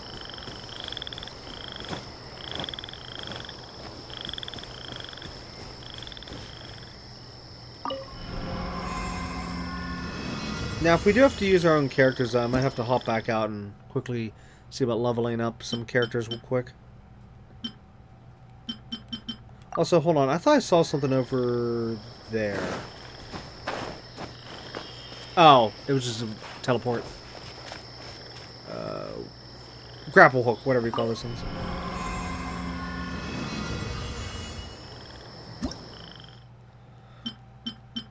Okay, as we could see from the other screen, there's 5 total. 3 rounds per each. Wait, what is that? Hydro Mimic. Oh, that's the those creations from the Oceanic boss or whatever the thing's called. Oh, okay. So we're definitely going to need Raiden for round 3, definitely 100%. I'm not sure who to bring in for round 2, because again, I'm always having trouble trying to figure out what's best for the plants. As for round 1...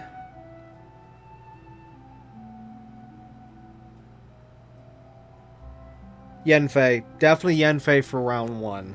I can definitely... Well, unless I take Yanfei for the plants.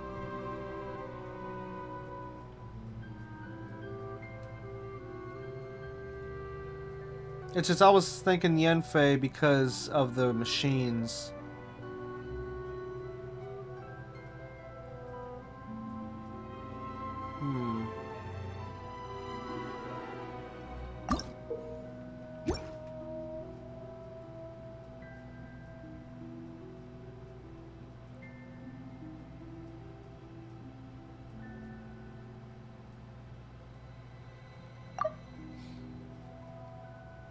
Oh, good. We have some trials. Ooh, we can use him in this. Okay, cool.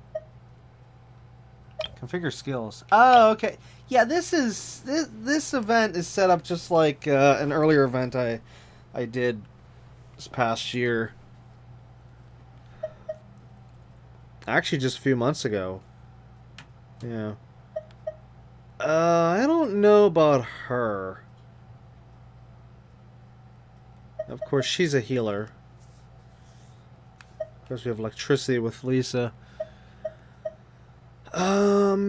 Yeah, okay, so I'm definitely gonna have him... Oh, what the... Oh! Oh, so certain characters you use can actually be branched over into other rounds. Oh. That changes things. Oh, then that means in this one I can bring in... Wait, do I want her for both? Because we definitely do need Raiden for the third one, definitely. But I'm trying to think if I want Raiden for the second one. Too bad we didn't have one that branches between the first and third. Because I would like to have Raiden for the first one and third one. More so than the second one. But I'm trying to think, who should we have that's going to branch into the second one that will be in the third one.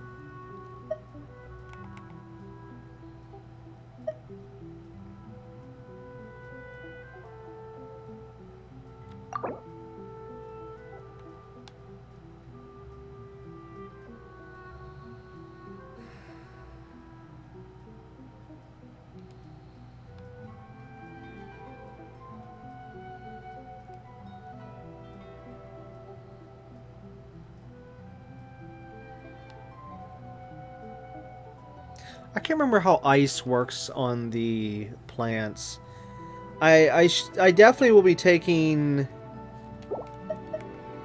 Aika here somewheres, but I don't know which one would be the best.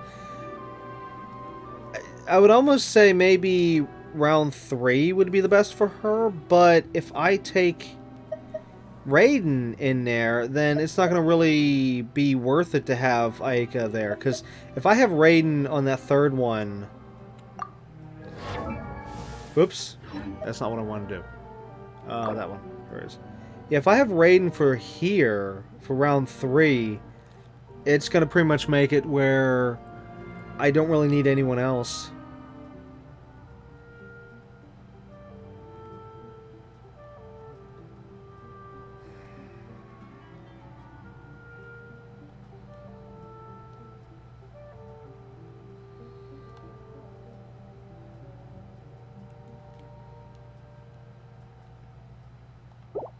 Oh, this sucks. I don't know what to do. Because like I said, for me, it's even tough trying to come up with 2 teams.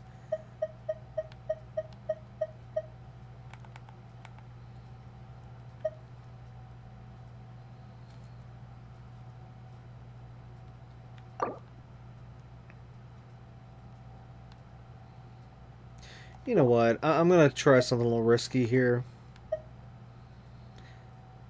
Since I don't really need... Well, I don't really need Raiden in round 2, but at the same time I don't need We need Aika in round 3, but just in case, we'll bring Aika for round 3. But she'll be used in round 2. Yeah.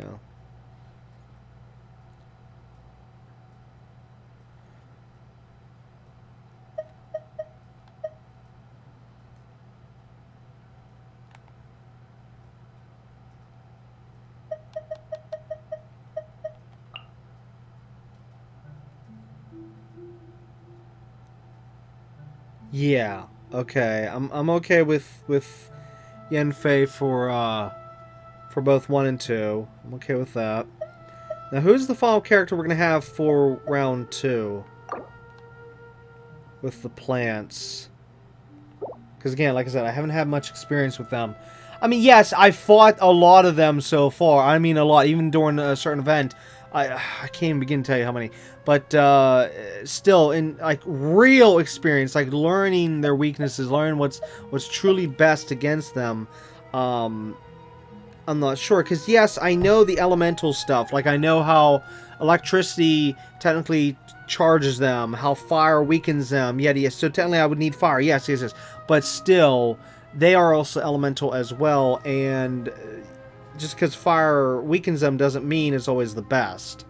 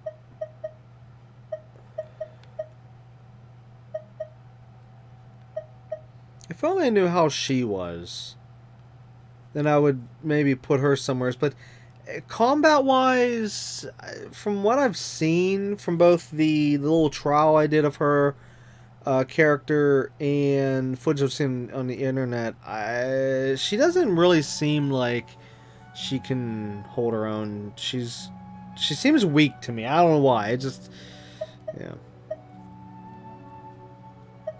Of course, this one's a healer, so...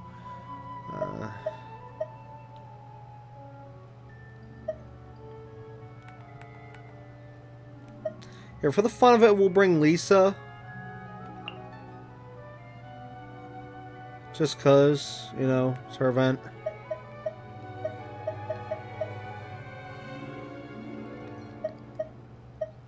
Okay, so we got Dendro, Fire... Who else can we bring for the machines? I think we'll bring Noelle as well for the machines, but who should be the other character, though?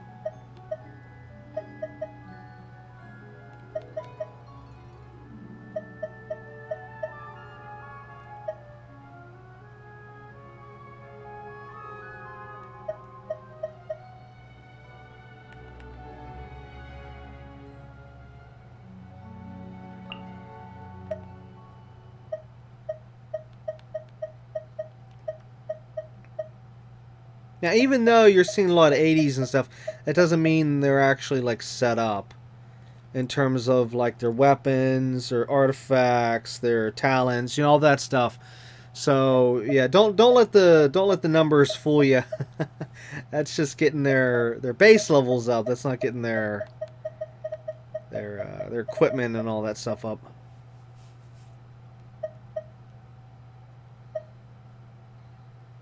Okay, who's it going to be? It's Noelle and someone else. Who is going to be the other one versus the machines? See, normally with the machines, when I would go against them, I would have, like, Raiden, Yenfei, the Air Kid, and of course Beto. But they're kind of being used elsewhere. I mean, maybe if I bring in Beto.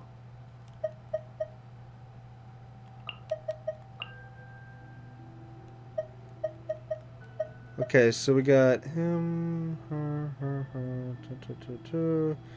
Okay, so we got all high levels. Other than the fact that I don't know how these two are built right now, but at least they're set up for the trial, so we should be good. Everyone else is already, you know, pre-built up. And actually, Noelle, speaking of her, I literally just the other day just leveled up some of her artifacts. I don't remember if I topped them off or not, but yeah, I do remember just working on that a little bit, just to get her a little bit more suited for battle and stuff. Even though I've been using her here and there for some different things, but you know, recently I finally got around to strengthening her artifacts. Same thing with Barbara. I worked on her a little bit. I think we're good. We better be good. If we're not good, then there's something wrong with me. Oh, I forgot the skills.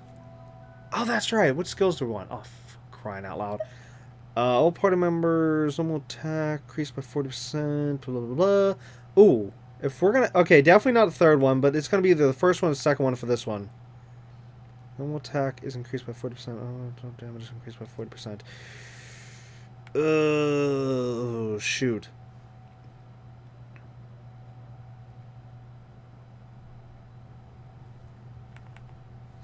Maybe I should put that on the machines, because the machines have a lot of health.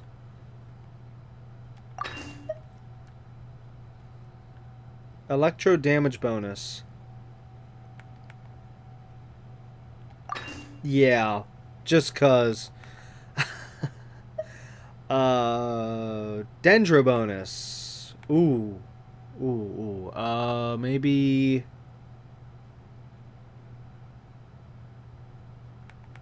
Well, if I focus mainly at using him in the first round, like, yeah, that might happen. I might even not even use any of the other characters. I might even just use him in the first round, him in the second round, and Raiden in the third round. Hey, you never know. Since I know that he might not be useful as much in the second round because it's going to be versus the plants, let's put that there on the first round. Let's see, all elemental mastery is increased by 200%. Wow. Or no, sorry, 200 points, not 200%. 200. Elemental mastery, that's... I'm going to say there. Definitely there. That means we'll just, like, one-shot everyone, basically. Party members' attack is increased by 60%. Wait, what was the other one? 40 and... Oh, 40 and 40 for two different things split between, but this one's just straight 60 for attack. Then sure, we can put that there, and then what's our final? Crit damage is increased by 80%.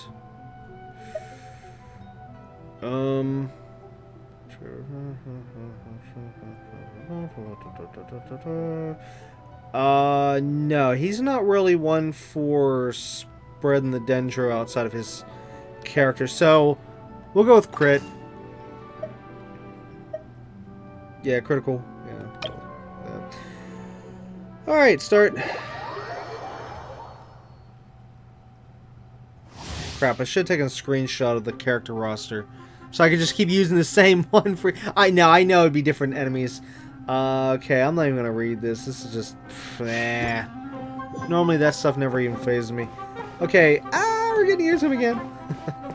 Rearrange character order. Nah, start.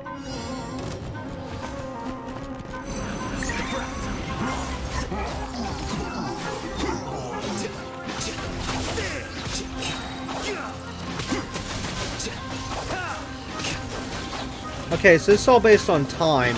We have to hurry. Yeah, see, I only used him, and that was it.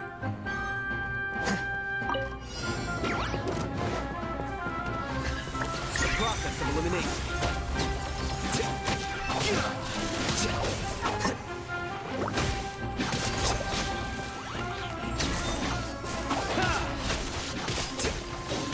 Wow, even Dendro versus Dendro. And he is just kicking rear end. Oh my god. You know what? I really should try to pull for him.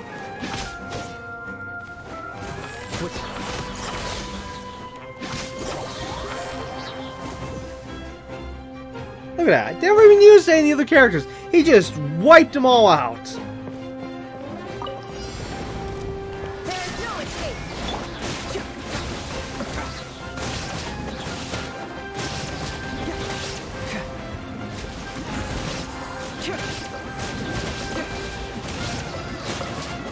See, now what's going on here is I'm actually using, I'm using Raiden's special ability there to essentially take out the enemies versus,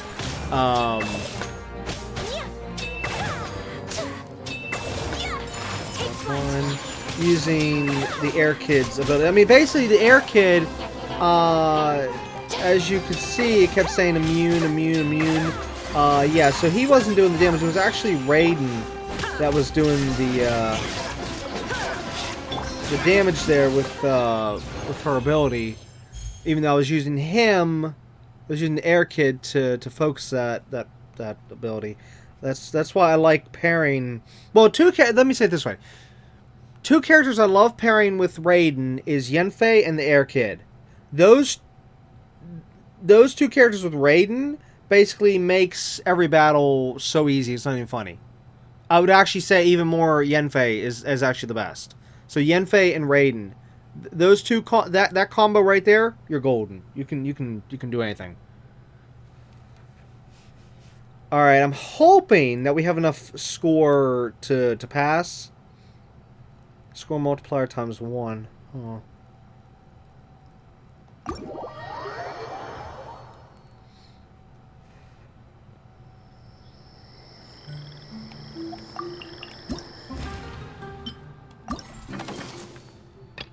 Uh-oh. Well, as long as we get 2,000 points for each one, then that's all that matters, I guess. Wow. We kicked butt, and we still didn't even get all the points. That's just... I don't understand that. Maybe I didn't do something right. I don't know. There was something else going. Oh, I know what it was. It was this, and then I wanted to see what is this. Score total 4,000 points in Street Spirit.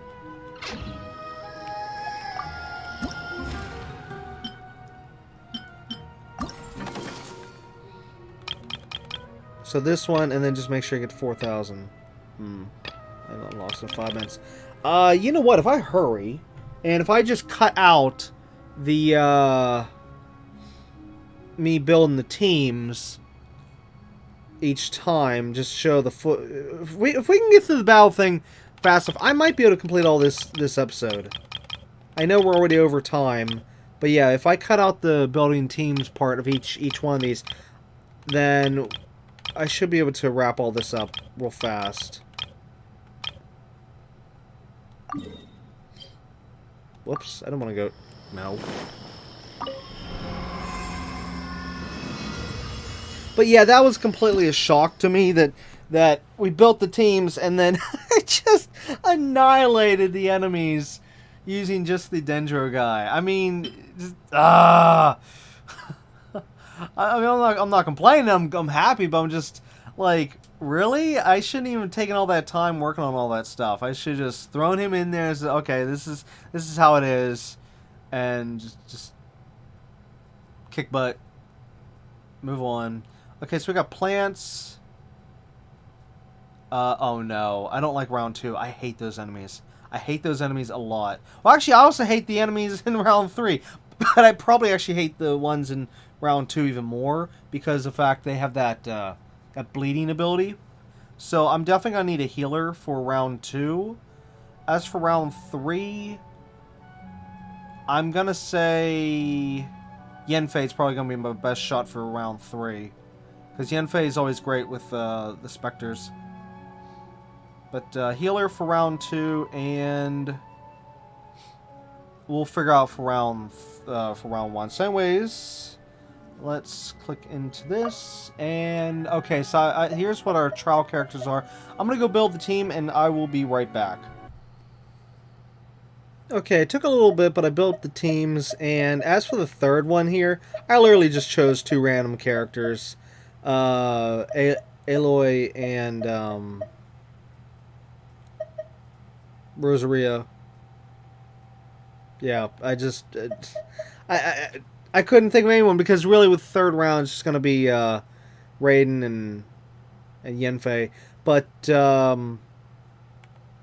thankfully I was actually able to put Raiden in all 3, which was kind of interesting. And we'll be taking Aika from 1 to 2. Or sorry, not 1 from 2. Both in round 1 and 2. But anyways, I will be trying out Venti and this girl between the 2 first rounds. So we have Venti in round 1, and then of course this girl in round 2. So basically we actually have 2 healers in round 2, because that's where the dogs are at. And yeah, anyways, as for the stuff here, I got swirl reaction, damage increase, that's for round 1 crew. The freezing one, this is for round 2 crew. Elemental burst damage, that's in round 3 crew. Sharpened breeze, it's in round 1 crew. This one here is in round 3 crew, and then this one's in round 2 crew. So just to show where those are all at. And let's start.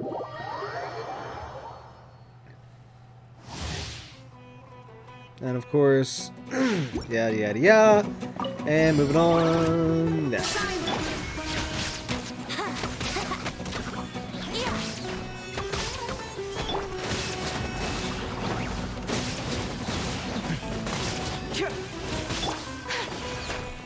Take flight.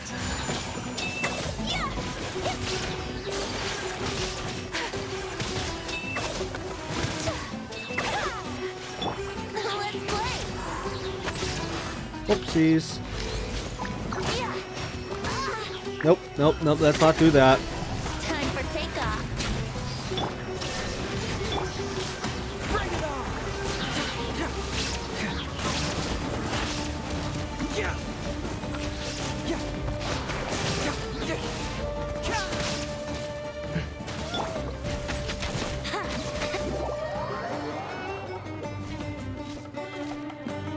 Yeah, that was a slow round. Okay, here's where the problem comes in at. Whoops.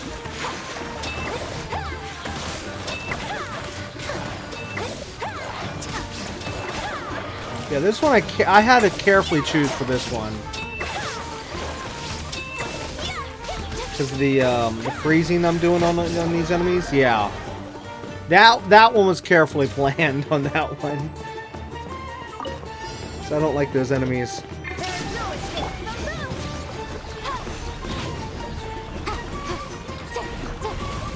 Oh my god, I can just almost one-shot these guys.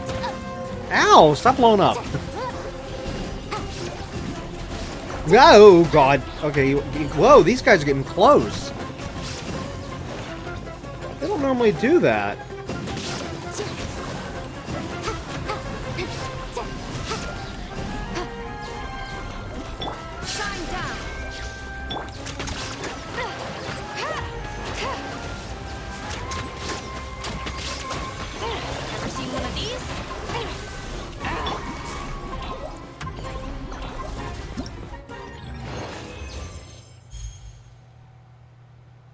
We were so close to 6,000 points. Wow. But that wouldn't have meant anything, because I think it's 2,000, 4,000, 8,000, I think. And daily reset just kicked in. Well, actually, no. It's been for 5 minutes.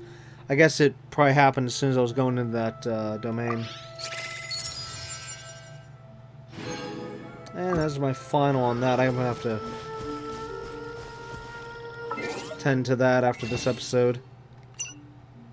Yeah.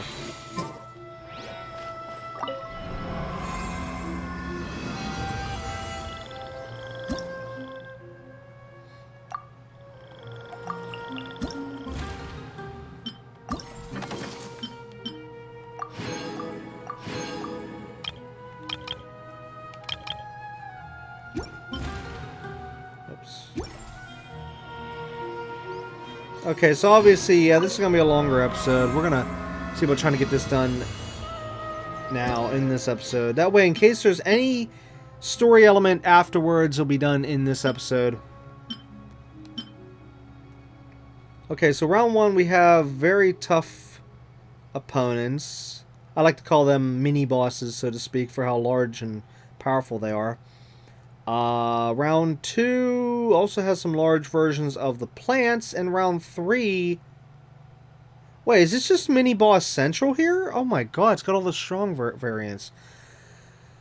Oh no, I don't even know what to do here. This is going to take me a while to figure this all out. Oh.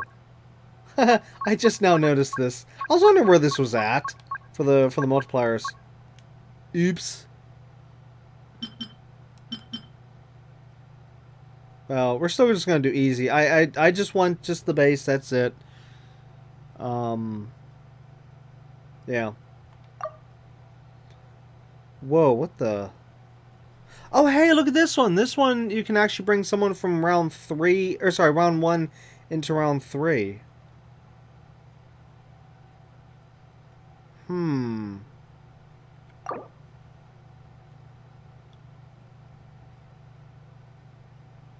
Which, yeah, will be Raiden.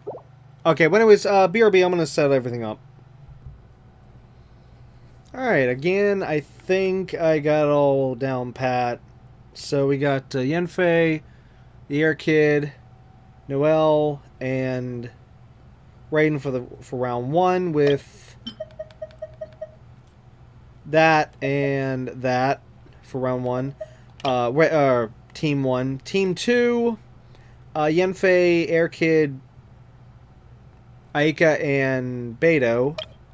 And of course, that one and that one for Team 2. And as for Team 3, we have Yelan, Barbara, which actually... Yeah, I'm bringing Barbara because of also bringing Aika, which I'm going to do the freeze option method for those enemies, because they might be a little tough. If I can keep freezing them, that would really work. So basically the same thing I did with the dogs and the... Or not dogs, wolves, sorry. I said dogs earlier. The wolves in last battle. And then of course Raiden again. But as for their bonuses, that one and that one. Alright, I think I'm ready. I hope I'm ready. I believe I'm ready. Yeah, we got this.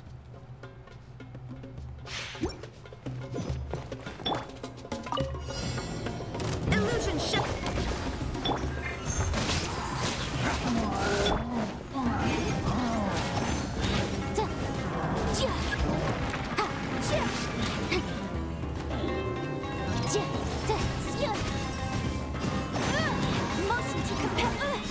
Crap, try to run out of there. There's no escape. Leave it up to... Oh, I missed.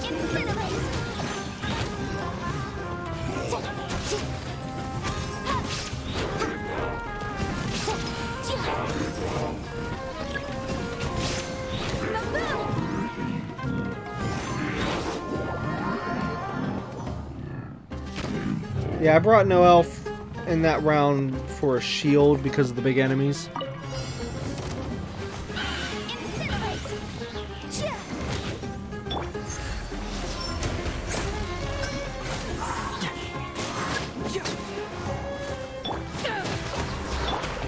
Whoops. Take flight.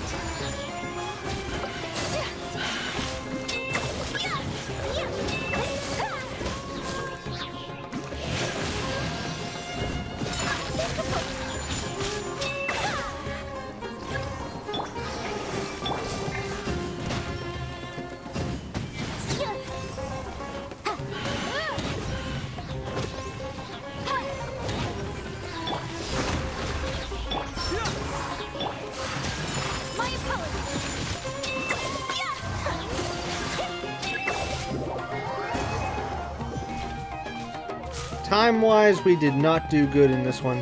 But anyways, hey, look at who it is.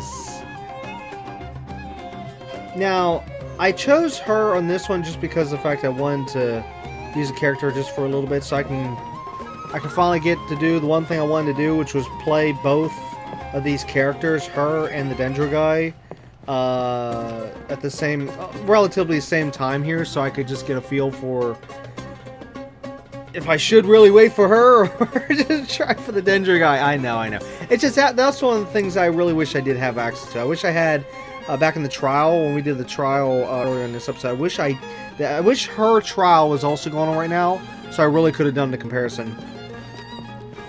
Yeah. You are not welcome here. Gotcha.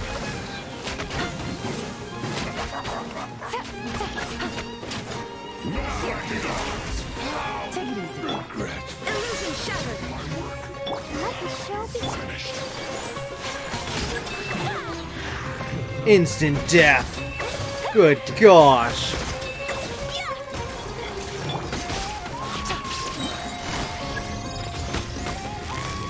See, look how cool this ability is.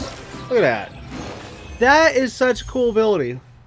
And then in terms of free roam, good gosh, you move around so fast.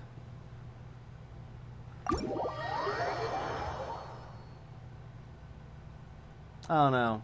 After having to go at both characters, even though with that one I barely had any time, but I had to hurry, that's why I couldn't really use her. I don't know.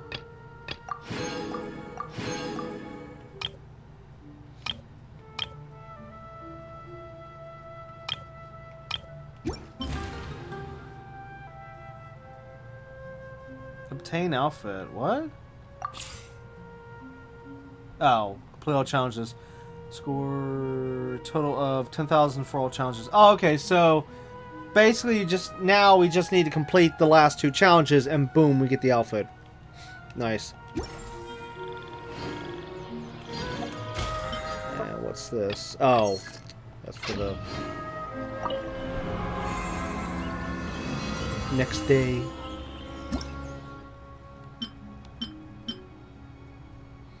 Ooh, boy, we got a lot to deal with in round 1. Round 2... God. How am I supposed to figure out who I'm supposed to use? I need like an all-rounder team for every single one. Wait, what are we looking at here? Oh, of all times, I really wish this one would have had the one where you can have the one character in all 3 rounds. Because, yeah, I definitely would have needed, or used, I should say, Raiden for all 3. Definitely, right off the bat. But which 2 rounds should we use Raiden for?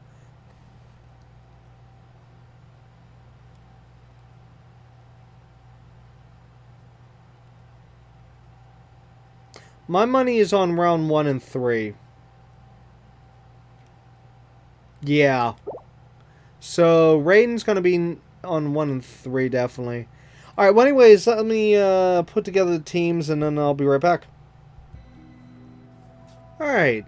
This one is probably the most random. I literally could not figure out who I wanted for what, really. So I just kind of threw characters at the wall and we'll see which one sticks well.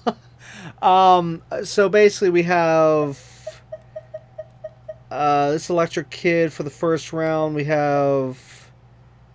Oh, gosh, I used to know this character's name. Kazuha? I think it's Kazuha. I may be mispronouncing that.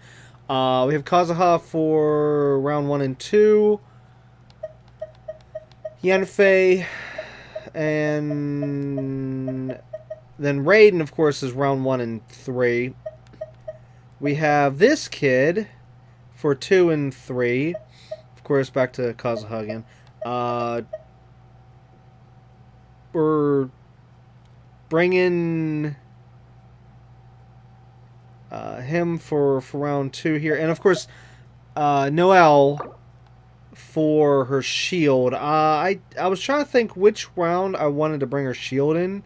And I kind of thought maybe round 2 might be the best, only because of the Fatui Pyro Agent and the Mirror Maiden might need it for them. Well, no, Mirror Maiden no, but really more like Fatui Pyro Agent. Anyways, back to the Air Kid for 3. Barbara, I'm doing it again. The Barbara and Aika combo again for round 3. I'm kind of going cheap doing that route, but hey, it's getting us through. And of course, back to Raiden. As for the skills, of course, these 2 here are for Team 1. Team 2 has this one and this one. Team 3 has this one and that one. So there we go, and start.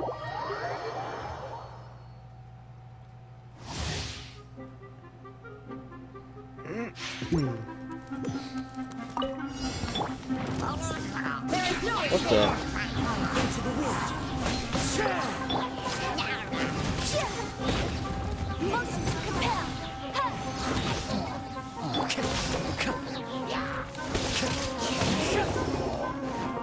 Oh crap.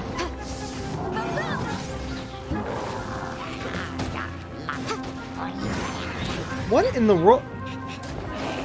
Okay, this ability is a little new.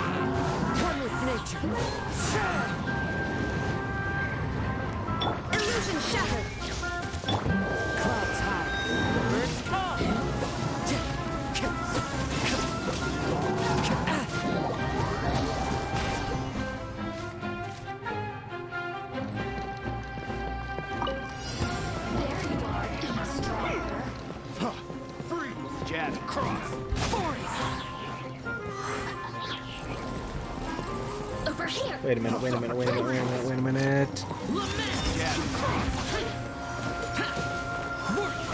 There it is. Okay, yeah. Whenever you go into his ultimate, you get a high jump, as you can see here.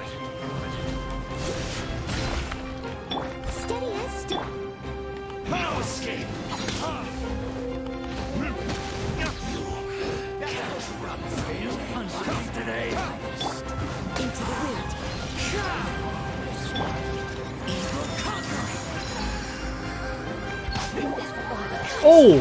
Just boosted right through her and took her down.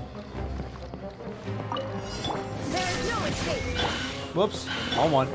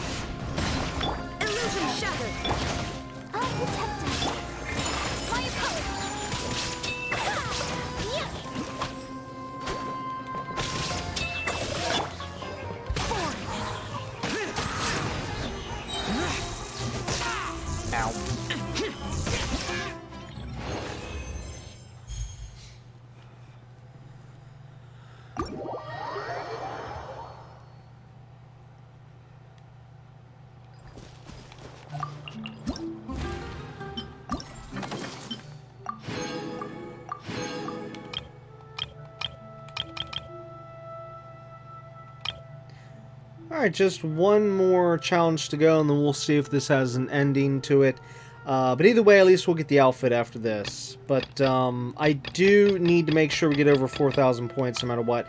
Now, each time I've been doing pretty good, you know, 5,000 and up. So as long as I just keep doing what we're doing, we'll get the required amount of points and we'll be good.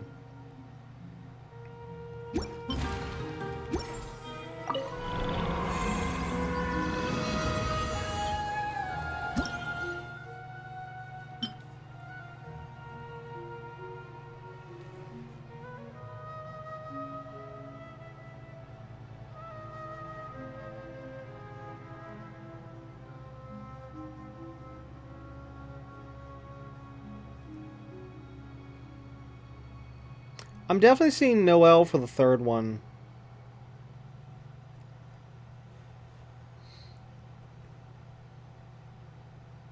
I'd like to have Raiden for round 1 and 2.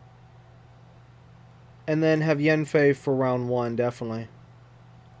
As for the rest, I'm not sure. Have to wait and see. Looks like we can... Oh, wow, we actually have 2 for each we can split. And this one, we get these 2 characters to try out. He's powerful. You know what? I think we're going to use her in round 1. Him, I got to figure out where I want to put him. But, yeah. Anyways, BRB. Gonna set up the team. This one is probably the craziest. There's really no plan here. I'm actually, this one you'd almost say I'm trying to rush through it. Yeah, I'm not even gonna say. You can just look at it and know what's what here. Again, re-looking at this. So we got the machines for round 1, some machines and some desert enemies for round 2, and then round 3 has a mix of a bunch of different stuff. Okay, so then looking at the teams, I just threw them together. I just don't even know. As for the skills, though, we have this and that for Team 1. Team 2 has this one, and then Team 3 has this one, and this one. Which actually, I even had like different before, and I swapped them around, and just I didn't know what to do. At this point, it's like, you know what? I'll just wing it on this one. So this one, out of this different matches, this is me really winging it.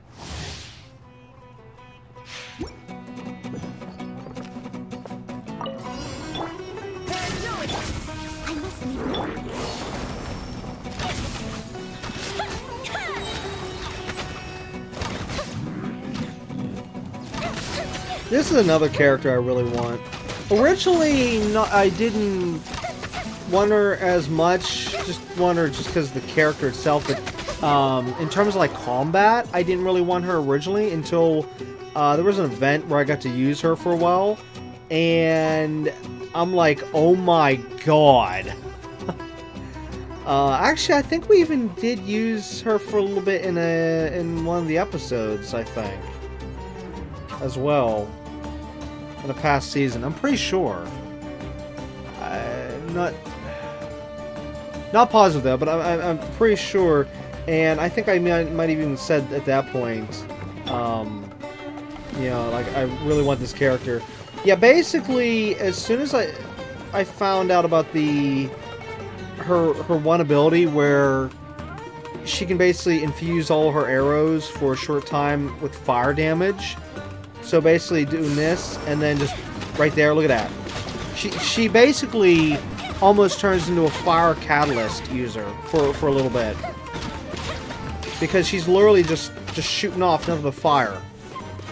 And that right there makes her the best bow user in the game. Because she can just, you could just use her normal attack of bow with the element rather than have to keep charging up all the time.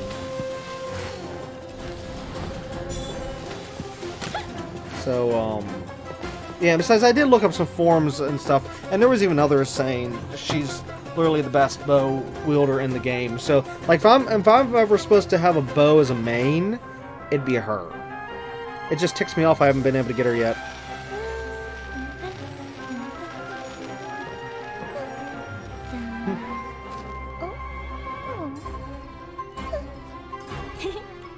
But anyways, as for this guy, this is another one. I originally didn't care to get him, but whenever I learned about his power through one of the events, I'm like, oh my god.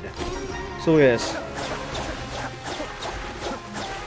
Look at that right there.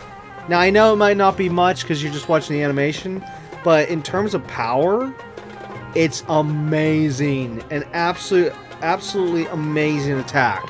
Basically what happens is, whenever he does that right there, he creates a little decoy, as you can see right there, and the enemies will go after the decoy while he stands behind and just you can just hold down the attack button. I'm literally holding it down. I'm not pushing it. I'm just holding down the attack button, and just massive amounts of damage to the enemy, especially if you're using elemental reactions there.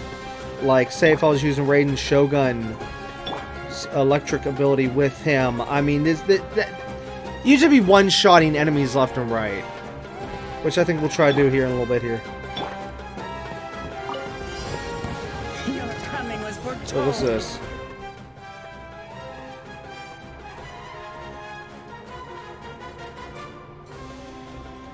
Oh, she bring out a Pyro Scorpion. That's disturbing.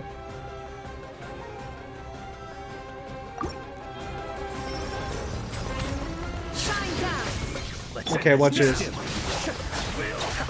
Look at that. Well, see. Oh, if I can get over here. Okay, 3 hits. I think it was on her. 3 hits.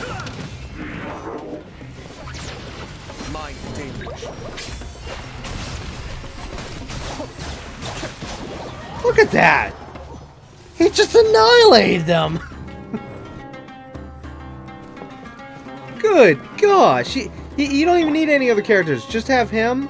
And, well, like I said, Raiden teamed with him, or somebody else who has a really good elemental power there to go with him nicely, like that. And just... Now, of course, that was not 1 shot, that was 3 shots each one, except for that big guy. I think it was 4. I could be wrong. But still, I mean, technically, normally, it's just... You just fly through the enemies. And actually, well, the earlier enemies, though, they were getting one-shotted. Yeah. The first couple we went against. So, it's just... My God, this guy's powerful. Finally, some target practice.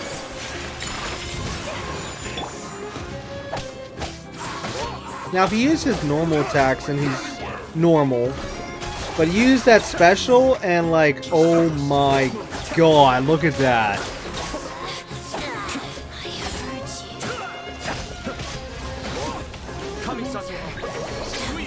I forgot to look up and see what that does.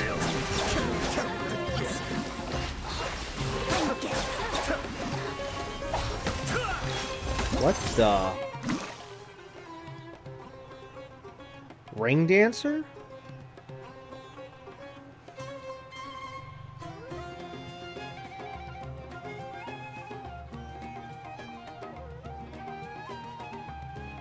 Huh.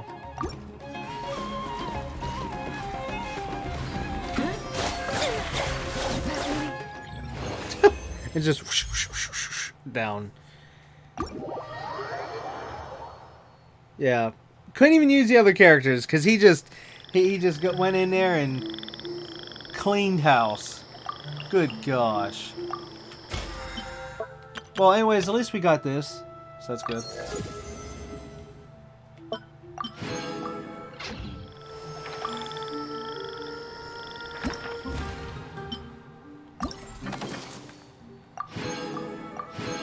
Okay, so I'm okay with just missing the 8,000 one, or sorry, yeah, 8,000.1, because yeah, these I can get easily, and then I'm not what's the word I want? I'm not needing this money. It's 30,000 from each of these. Let's see, it's 30, 60, 90, 120, 150. That's 150,000. But yeah, I don't really need that because if we look at my current money, I have literally 11 million Mora. So, yeah, I don't really need that stuff. So, yeah, I'm kind of good. Alright, finally, it is finally time to obtain the outfit after doing all those challenges. And waiting. Look at that.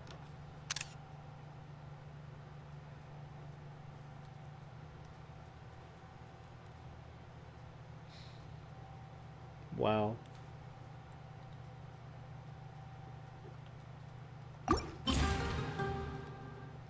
Alright, is there anything else with the story? Or was this a complete waste, me doing this on camera?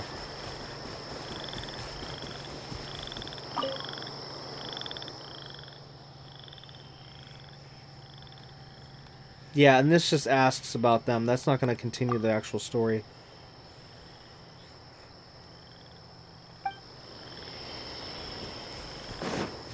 And before anyone says, "Oh, well, maybe if you finish, you know, get the final score piece of each one." No, that's not going to do it. In order, if there was any more story, just completing the events, or sorry, the challenges, just completing them in general, would have advanced the story. I know because I've looked it up on the internet with other events and stuff for people that have gone and completed. And yeah, there's nothing for them. So with this one though, this one I wasn't sure if we'd see anything after completing it, but obviously since nothing's with him, and then let's double check here. Yeah, there's nothing here. So this just continues to prove what I was talking about earlier in the episode about why I've stated at the beginning of this season as to why I'm no longer doing these smaller events on camera. Yes, I know we just did this one, but it's just this one was kind of a little important for Lisa. And of course I kind of saved some time by skipping through the team selecting blah blah blah blah blah.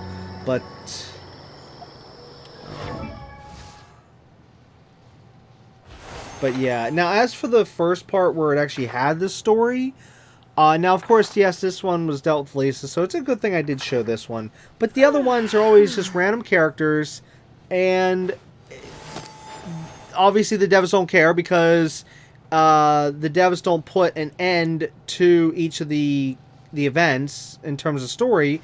So, you know, that begs the question to us: why should we care?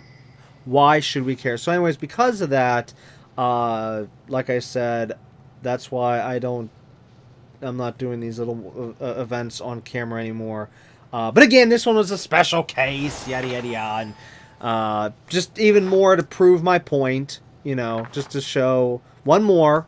But yeah, after this, like I said, chances are the only events that's going to be on camera anymore is just going to be Lantern Rite and Summertime Aussie.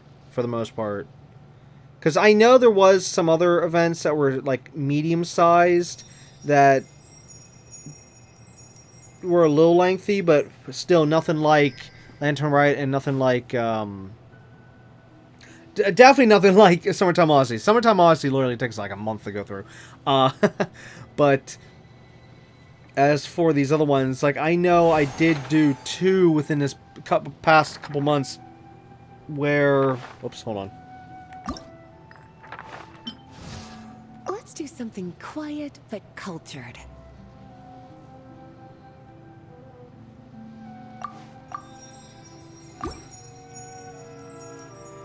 Oh, hold on. I just have no thing. Yeah, we might have to change her wings. If I had the Samara ones, that would go great with her. One of these days. Maybe I'll just still keep it to electric for right now, since she's, you know, still is and always will be electric character.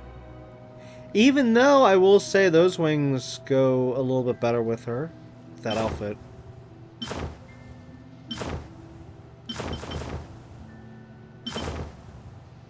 Nah, just keep it electric. She still is Electro. Alright, what was I just saying? Oh, yeah. So I did do 2 different medium-sized events recently, within the past few months. One was...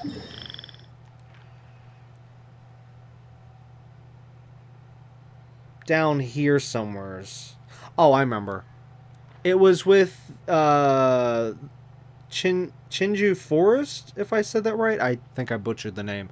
Either way, it was with this area, and it actually had like a unique mini game.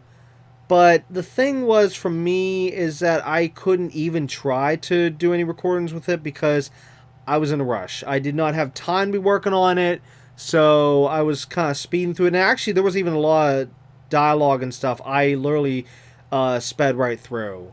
What I mean by sped, just click, click, click, click, click, click, click, and still understood even the bits I did read, which of course I did make sure to pay attention at the end of it, definitely.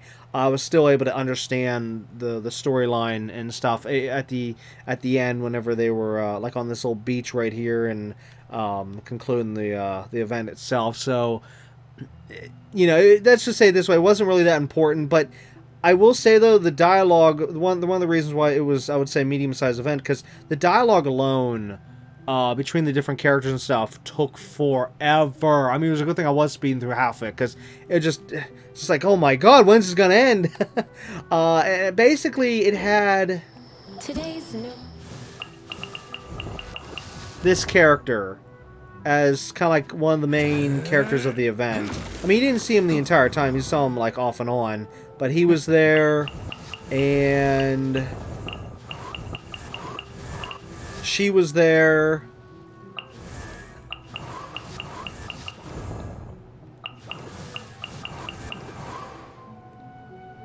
I think she showed up at the end, but just for a little bit. And somebody else, I think it might have been him. No, I don't think, no. I can't remember, but there was somebody else there as well. No, I think it was somebody I have. I can't remember. But anyways, in terms of like actual like story regarding like the rest of the game and stuff, let's just say you didn't miss anything. Honestly, you didn't. And, oh yeah, there was also these 3 little kids, which were not actual kids. They were ghosts, I think? Or no, no, they weren't ghosts. They were characters from another realm. Yeah, wait, did I save the... Oh. BRB, I think I saved the one cutscene. Hang on. Okay, no, I did not save the cutscene, but I did take 3 pictures of the cutscene because it was about this character here. He is somebody from the past who was walking through the forest one day and somehow was transported to this other realm. And in this other realm, it was all these creatures and stuff. All these otherworldly beings. And also, one quick little thing here I'm noticing. Real quick, I want to point this out. The character directly behind him to the right, the one with the cat ears, fox ears, whatever you want to say. I remember the internet was kind of talking about that character for a while, but I don't know why, and I don't know who she is, but just I feel like we'll see her again. Maybe. I don't know, because people were talking about her for some other reason. So I think that there's another picture. I think the other picture here has her again, but I think we can only see her from the back. I don't think we ever saw her from the front. And then one other thing I want to point out is to the left of this kid, you can see like an umbrella standing up with an eye.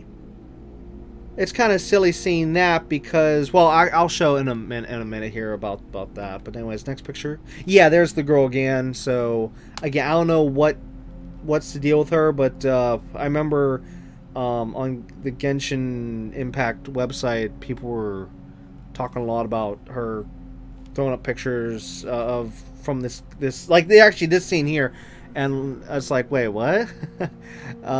Maybe it's a character we'll see later down the road. I don't know, because I haven't seen her yet, so I didn't really want to read too much into it in case if it was a character that was already in the game or something. But yeah, so I just want to point that out. But anyways, as I was saying though, this guy here, whenever he came over into this this other world, so to speak, so the realm, there we go. He ran to this. I don't even know what you call it. I don't want to say creature, but this friendly character, let's say it that way. And basically the story was where these two were like warriors of their individual play. You know, like basically this one guy, he's a warrior from the regular realm. The other guy is a warrior from this realm. Well, anyways, the one, of course, is human, means he ages like the rest of us, whereas the other one, of course, is not human, which means he ages really, really slow. And that was a big thing of the story because these two had made an agreement that every 10 years they would meet up and duel, have a friendly battle between each other, and you know, using their swords and stuff. But after so many times, like I think third or fourth time they got together, the human character, he basically couldn't continue doing the fight anymore because of course he had aged, whereas the otherworldly character here was still young as all get out, and yeah, it was actually a sad story for the most part, but there was an item that was given from the otherworldly character to the human. I think it was given to him, but I can't. This part I'm a little fuzzy on. I can't remember now because it has been a small while here.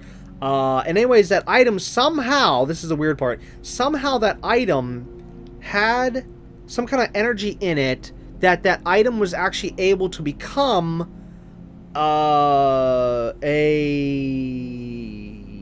physical form, like looking like a human, even though it wasn't a human, okay, but it looked like a human. And we dealt with this character that sadly I don't have a picture of during the event a little bit, and in the end the item that that took the form of like a human, it didn't have much energy left and it ceased to exist. You know what? Let me see if I can find. Hold on, give me 1 second. Okay, sadly I couldn't find the item. I thought we had gotten an item off the character.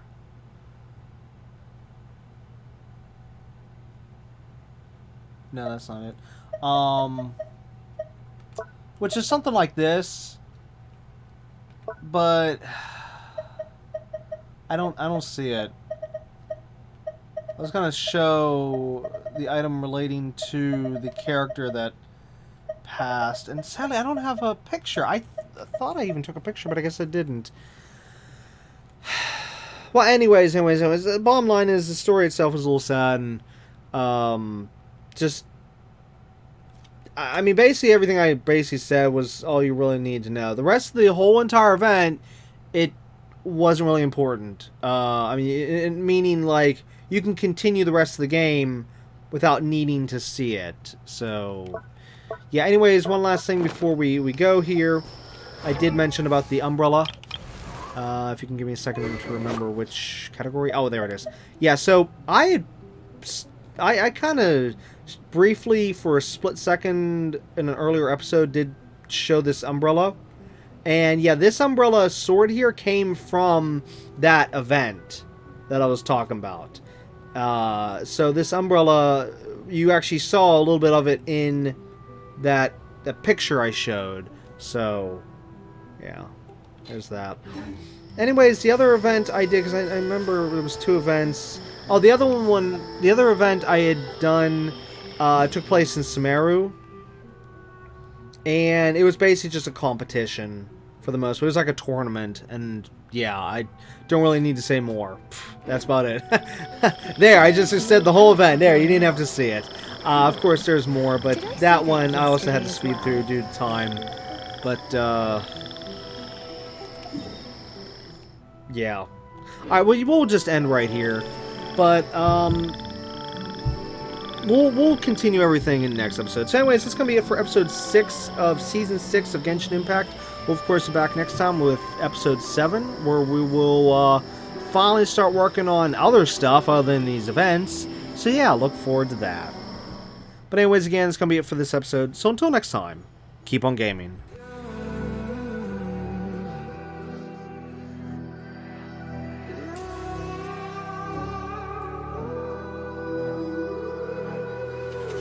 There's a distance between us. It's getting hard to reach out. Haven't seen you in seasons, but all I hear is your voice. I know my limits. You can break me down, but I'll stay till the finish line. And I've been counting minutes for quite some time now, just to see you again. And I've been counting days to get away, to see you again, see you again. Been fighting ways to get away, to see you again, see you again.